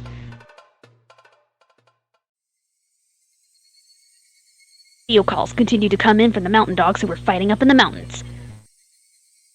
Security guards listened to them intently over the speakers. What they could hear was obvious the mountain dogs weren't doing well at all. They kept falling into traps, suffering heavy losses, all of which they had never expected. It was clear that the mountain dogs were trapped, but they even started to think that they were being lured into something bigger than a simple military maneuver. Mountain dogs had made a mistake. Assumed the club members went to the mountains to escape from Hinamizawa. They were wrong. They were simply being lured into their enemy's carefully prepared territory. Panicked voices in the mountain dogs. Okano's yelling. Okanogi's reprimands could be heard through the speaker. It certainly sounded like a war zone. Phoenix won the Phoenix. Break time is over. We're moving in. We're taking over Huron's positions. We've already suffered critical casualties on our side, but the enemy has steadily retreated, and we almost have them surrounded. We're almost there. We'll use the Phoenix to overpower them. The Major will take command. I'm going in too. We'll finish them off.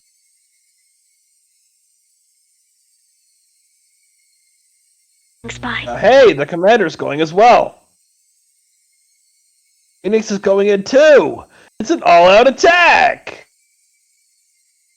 I can't believe this. Have most of our units been defeated? Who are we up against anyway? What kind of special unit are they? Security guards listening to the battle reports over the radio fluctuated between dismay and rejoicing. A cute chime rang suddenly. That is a cute chime. It was a warning chime that rang automatically when someone went through the entrance to the basement. The chime rang, the guards were supposed to check the screen to see who was coming through. One who looked at the screen needed a moment to comprehend what he was seeing.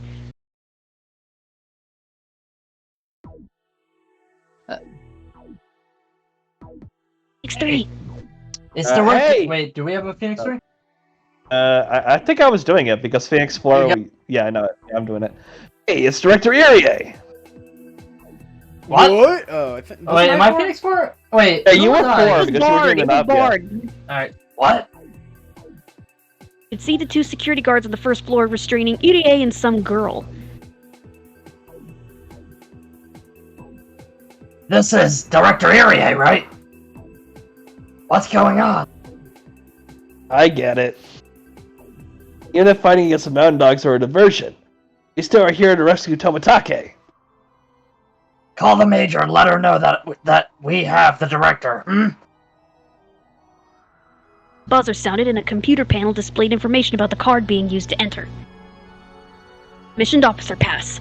D0001. Special Grade 1. Lieutenant Colonel Ryosuke Irie, Director. Password Redacted. Stop, beep, beep, beep, beep, beep, boop. Match. Fingerprint confirmation. Total match. Strange. Security guards brought Irie down. Made sense. Why were they using the director's security access card? Even using his fingerprint? Why were they having him do that? Would it be quicker for the guards to do that themselves? Ah! The guards figured it out, but it was too late. The door to the basement was open and the four newcomers forced their way inside. Ran to the security camera screen and were headed straight for the security room. Had them. Man, this scene is so badass in the anime. As soon as the door opened, the security guard started firing. Kasaka realized that if it had taken him a second longer to pull back, he would have been riddled with hundreds of bullets. The guards pushed the desk onto its side. Paper cups on the desk fell to the floor, spilling coffee everywhere. No need to mop that up now, motherfuckers! Shit's popping off hard! Use the desk as a barricade. The two guards started to shoot at random. As long as the guards were shooting at the rescue unit, they couldn't counterattack. The guards activated the emergency alarm, and another picked up the submachine gun that was conveniently hanging up on the wall. The other one picked up a gas mask. It's impressive that they got their act together so quickly. A situation like this would result in fierce gun battle, meaning that it would take quite a while for the rescue team to suppress the guards. Emergency alarm sounding in the basement reminded them that their surprise attack had failed. Completely. Shit! We couldn't do it! But they're stuck in that room. They're there, we can rescue Satoshi-kun and Tomitake-san. New mountain dogs outside would definitely hear that alarm. If it took too long, the enemy would come to block their escape route. And they'd be trapped inside too. Right. Something about dealing with intruders in the security system. He started to speak while he tried to recollect it. Dion told him that he should have remembered something like that before they came in. Before Idia remembered, a voice came on over the speakers.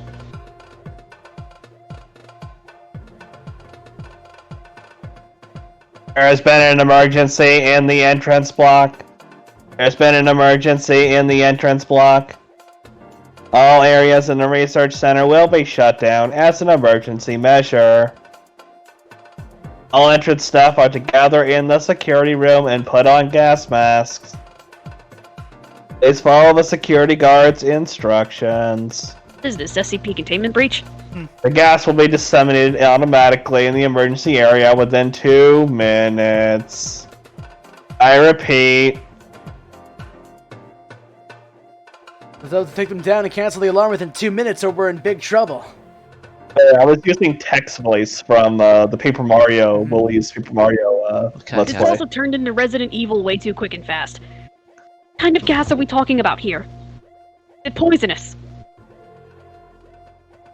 I think it's diphenyl cyanorucine. I think it's gas. No, diphenyl cyanorucine. You inhale a lot of it, it's dangerous, but it's not deadly. It'll take a few seconds to take effect. There are many symptoms, but the most common one is to sneeze for about 30 minutes. Isn't that also called Red Agent?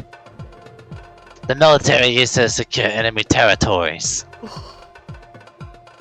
Either had to run out of there immediately or take over the security room, but since that area had been sealed off, they couldn't escape.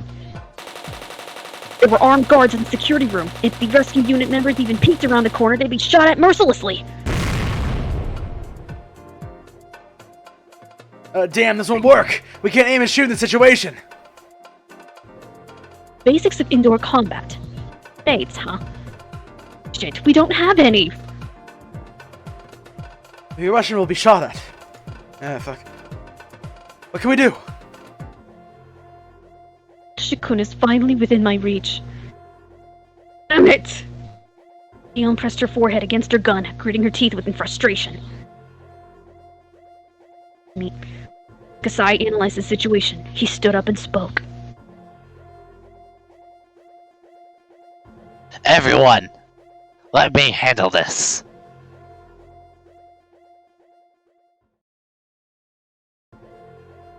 Guards in the security room were on edge too. As the gas was flowing, everyone would come to an end, but the guards knew their enemy wouldn't just sit and wait for that to happen. Come rushing in, regardless of the counterattack they faced. The guards would still have the upper hand. It'd be a point-blank gunfight. Wouldn't come out of it unscathed. For as the deadline approached, their tension increased. Guards never even considered that the door they opened would be shut again. Fired at the door, leaving many small holes in it. After that, it all went quiet. What were they thinking? There's nowhere to hide. Gas was about to be released. Why did they close the door? What reason did they do that? How dumb could they have been? Was when a loud explosion punched a hole in the door the size of a fist. Not only the door, but the wall in the security room had a similar hole. Is it Magnum? A Magnum? No, that's a slug. It's a breaching shotgun. Calm voice echoed from the other side of the door. Correct. This weapon isn't meant to be fired at a person. You know how powerful it is, right? Oh fuck, that's an anti-tank rifle. Oh fuck! That's an anti-tank rifle! Fuck! Power of a slug bullet is limited to extremely close-range battles, but it is also incredibly powerful. After all, it's fire from a shotgun, but it doesn't scatter. Shotgun is meant to fire scatter shots, but it can be used to fire only one huge, incredibly powerful bullet. It's basically a modern musket. It's the slug. It's usually used for hunting. It's used to shoot at animals, not humans. Unless you're Dennis Quayle. If it was used on a human, their arms and legs would be shattered, and nothing would be left of the head. It shouldn't even be called a bullet. It should be called a cannon. It's Like an anti-tank cannon. It's far too thick and too rough to be called a bullet. Would easily pierce through the door. The desk they were using as a barricade. Any guards hiding behind the desk before slamming into the fucking wall. Guards understood very well just how powerful it was. The kind of guns they had shot out many small bullets, therefore they didn't work as well through a door. Their enemies didn't care about the door at all. Their weapon could easily pierce through anything. Being behind a desk didn't mean a thing. What the hell with this Uber guy? You understand how powerful my weapon is, correct? If you don't want to die, please turn off the alarm. Sergeant. Oh, calm down. The gas will be released any minute. We have to hang in there just for a few seconds. Don't you realize your guts will be scattered all over the floor before that happens? Sai's voice was extremely intimidating. Only one who truly understood the power of the shotgun could talk that way. We don't have time. I'll give you 5 seconds. If that alarm isn't turned off in 5 seconds, well, be prepared for that. Hey, what do we do? Got about 60 seconds left before the gas is released. I'm down. He's nervous too. I'll let him take control of the situation. Was when a deep voice rang out, reverberating through the pit of their stomachs. Hey, I've been nice up until now, but didn't you hear what I just said? Must have been coming through the same person. It changed so much so quickly. I, Tatsuyoshi Kasai, am giving you the chance to live. Aren't you a bit grateful for that, you pieces of shit? You don't think I'm serious, do ya? Huh? Answer me! Roar and an explosion sounded at the same time. The upper half of the door completely fucking disappeared. Numerous lead balls bounced around the room, breaking the lights and ricocheting off the walls. Shattered glass fell onto the floor. Shotgun had turned the security room into hell.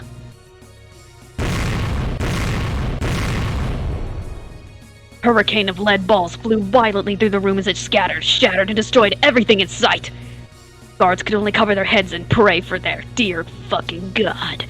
Pray the lead balls wouldn't hit them and endure the falling glass. Before they had a chance to recover, Kasai jumped in through what was left of the door and kicked the desk aside, stepped onto one guard's head, and yelled at the others. Alright, who wants to be minced first, huh? Is it you? What happened to that attitude just now, huh? Using a fucking street sweeper? Who's it? No! I give up! Don't shoot! Don't waste my time, you shithead! Do you wanna die? I've dealt with far more dead people than any of ya! Sorry, please don't kill me. Dropped their guns voluntarily and got on the floor with their hands on their heads. Even Shion couldn't believe what just happened. There were several of them, and all had been amply armed. Kasai had been a weapon too, but it was his presence that defeated them. And the mountain dogs couldn't equal what Kasai once had to go through. What the hell? What the fuck are you taking a nap for? Do you want to inhale the gas? I can easily rip off your mask, you know. Turn the fucking alarm off already. Okay, I'll turn it off. I will. Don't shoot! Don't shoot! But the guards got up in a hurry and switched the alarm off. I stood there calmly, but they were only seconds away from the gas releasing. Shion and Akasaka came to their senses and quickly moved into the room to help Kasai subdue the guards. Kasai, or... I never wanted to do something like that again, but it was an emergency. Please forget about it. Hard to forget something like that. That was the Kasai Shion knew. In the end, Kasai hadn't killed anyone. Shion remembered Kasai telling her how terrifying shotguns were in the basement of the Sonozaki residence. That was... Shotgun Tatsu, whom all the people in Shishibone City were so afraid of. Let's hurry. The alarm has gone off already. Have we actually heard his voice? We can't stay for long. Can we get one line of Kasai? Oh yeah, sure, I guess. こんな真似は二度としないつもりでしたが、緊急措置でし Of た。 course he sounds like a fucking bug! Oh yeah. This guy's obviously ex-Yakuza. Well, yeah, I think they have said that. Yeah, they said that. Multiple current times. Yakuza. I think he's current Yakuza, yeah. You're right. Let's hurry. Kasaka and Kasai pulled out the guards' handcuffs and restrained them.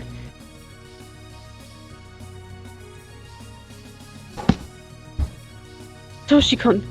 Where is Satoshi-kun? That the security room was under their control, Shion realized there was nothing keeping her from seeing Satoshi. She was getting anxious. Rie had shown her the map. Must be down here, she thought. Shion had already started to run. I'm going too. Let's evacuate Satoshi-kun and Tomitake-san. Alright, go ahead. Huh? 1, 2, 3, 4, 5. Kasaka felt a chill running down his spine. He said there were 6 security guards. Shion wasn't paying attention to anything else. He was only thinking about her reunion with Satoshi. She still can't hear in her left ear. Made things worse, a security guard is waiting on the left side of Shion. Shion had to regret letting her guard down just a bit too early. Mountain Dog jumped down and grabbed Shion. He choked her neck with his thick arm. There was no way Shion could get out of this situation alone. He saw what had happened. Fortunately, their backs were turned towards him. It was Urie's chance to attack the enemy. Come on, Irie, step up! But today, Urie had lost a lot of confidence in himself. Felt he hadn't done anything right all day. Fighting wasn't his expertise, so there really wasn't anything he could have done, but he was disappointed in himself for not being able to help just the same. In that moment, he was the only one who could do anything. Possible, he wanted to go get Kasai or Akasaka. They were both very reliable. He could take out this man in an instant. There was no time for that. Only in this moment was his back facing Urie. If Urie didn't do anything, the dog was sure to take Shion hostage, creating a deadlock. Enemy backup could arrive at any moment, so being in a deadlock would mean death. 4. Urie couldn't depend on anyone else. He had to resolve the situation himself. Only had one chance. As the unit member turned around, the deadlock would begin. Was there even a way for Urie to knock him down in one shot? No, he had to. He must. It had to be something that only Urie could do. took a mechanical pencil out of his pocket. It was probably the strongest weapon he had. Whoa! Whoa! Gah! Ow! Damn it, Director! Ow! He stabbed the man's neck with his mechanical pencil, but it only scratched him a little. What was he thinking? And drew his gun, pressed it to Shion's forehead, and created a stalemate just as Irie predicted. Sorry. I was only thinking about Satoshi-kun. Shion's eyes were filled with tears. Okay, Director. Could you please tell your friends to get rid of their weapons? I read that huge sound before. One of you has a pretty big gun. I don't want to get shot with that. Come on, Irie, remember Kasai-san from earlier. You can do it.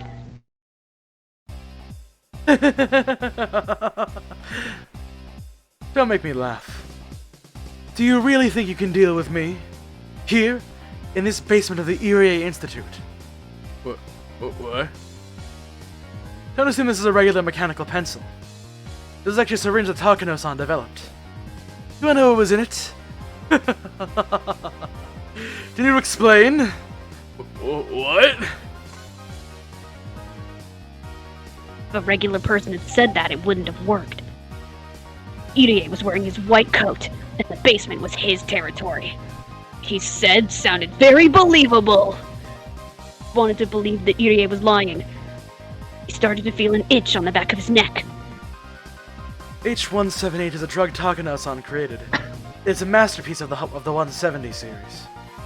There's no treatment, and symptoms such as confusion, delusion, headaches, runny nose, stuffy nose, constipation, and many other things will start within a few minutes. In the end, you will scratch your butt so hard you'll bleed to death.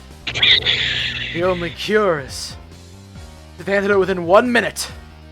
That's a lie! 30 seconds have passed. It's going through your heart by now, and soon it'll be everywhere in your body. Don't your lymph nodes itch yet? You snore or fart when you sleep. Shion can only watch this pathetic act in silence. For the mountain dog, who worked at the shady research center, what Irie said sounded totally believable. Shit, okay. I give up. Hurry and give me the shot. Don't think Craig would ask someone to do something for you. Okay, I give up, sir. Please give me the shot. No, that's not good enough. It's not how you talk to your master. Oh no. I'll tell you one more time. Shit. Are you ready? I have to inject you in the butt.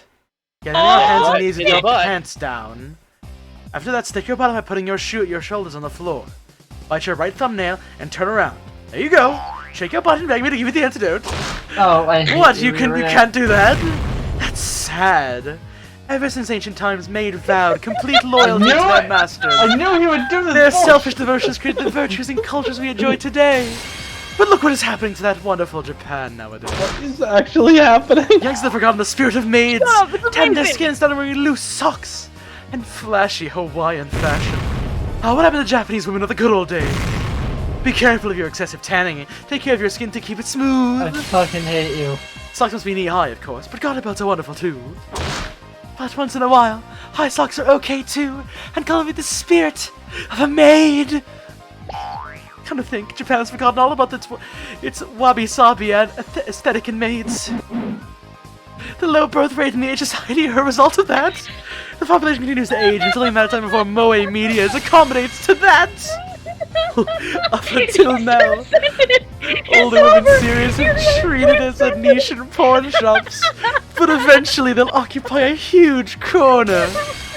Middle-aged women and maids are just like different kinds of toilet detergents. They're dangerous to mix. You mix them together and you get housekeepers, not maids. And housekeepers will be the series of video people watch. That'd be the extinction of maids. When that time comes, we will shine into a sad rain upon the world, and the asteroid will cover the earth. That's the judgment day prophesied by Revelation. When the great maid headband covers the entire world, the true king of maids will arrive! Listen carefully. You stand before the king of maids. Kneel! Take back the stone from the kid!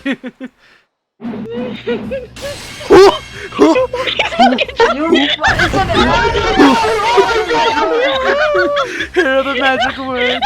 Lite, Lato Perita, maid! He's doing the JoJo pose. He's fucking JoJo posing! Maid in heaven!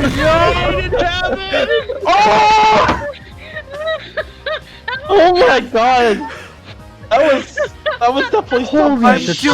I'm doing the Alex Yeek pose. What is going on? Oh my fucking AC god! left Oh my god! JoJo pose! He was fucking JoJo posing! Are you okay, Shion-chan?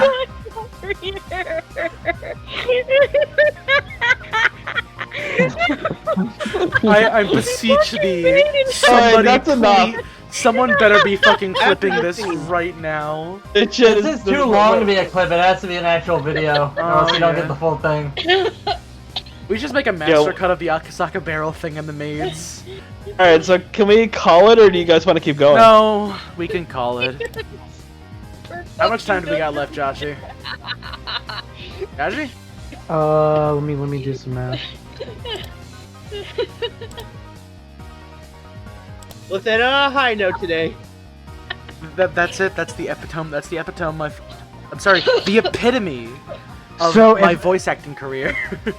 A rough estimate would be 2.5 hours. All right. So Yeah, we got that tomorrow. So a standard session, and even then, we'll probably end up going over anyway. That's cool. Oh my god! But yeah, that's too long to clip. I can't clip all of that. Yeah, we should just be honest. We had to Clip be a the fucking JoJo mass clip pose of and we'll the totally give barrel you a shit check at in the the fucking the maid in heaven. Actually, Was just do maid in anybody else heaven. expecting that? No. The barrel thing is. Did anybody know? No, I didn't know. I'm looking ahead a bit because I'm taking the time to calibrate, or not calibrate, but calculate the time we have left. I didn't even see this fucking coming. That specific JoJo pose is exclusive to this. Oh, someone made this. This was specifically designed for the fucking for the mod. Okay. Wait, that was fan made? It feels like I mean, all things considered, I good for them. I'm happy they did that. Holy fuck. So the Oh my Maid God, in I love Heaven that bit's still in 100%. there, but it's Yes. just the 3 words. There is no like scrolling maids and shit. Oh my yeah, God, I I'm love glad that they so I'm much. glad they fucking modified that shit, and holy fuck. Dude, Yeah, I hope that becomes a That video. was the best. That was Ironically, that is definitely a the good fucking clip. best. Orange, I'm saying fuck it to the super fragments. You're getting 4 different videos than that. That's perfectly fine. I don't mind. I fucking corrupted on me, and I don't feel like fucking. JoJo Part 9 Baby Metal. Christ. Oh my god. This is good Oh, though. So Irie's stand would allow him to force anyone he looked at to put on a maid outfit. That would be it, but it would also cause them to be submissive to him. Oh god, Once they put on the that was outfit. powerful. I feel like to be a stand, it needs to be more Just turn obscure around and bullshit shake than your that. butt or out. Specific bullshit than that. Jesus fucking Christ. That was amazing. Okay, the only way he activates is using a syringe or a mechanical pen. Alright. Oh my god, that is amazing. Okay. I still can't believe that actually happened. Like, I was not expecting that. On tape now. But you know what else I can't believe? That this is the end It's of not the butter? session. We're Actually- not doing anything after this. It's 1 a.m. It might be That's less totally than fair. actually 2.5 hours, I think. I'm not even sure how we could actually top that right now, because that was fucking amazing. Thank you all very much for coming. If Yeah. you enjoyed maids and maid-related things, And consider- JoJo.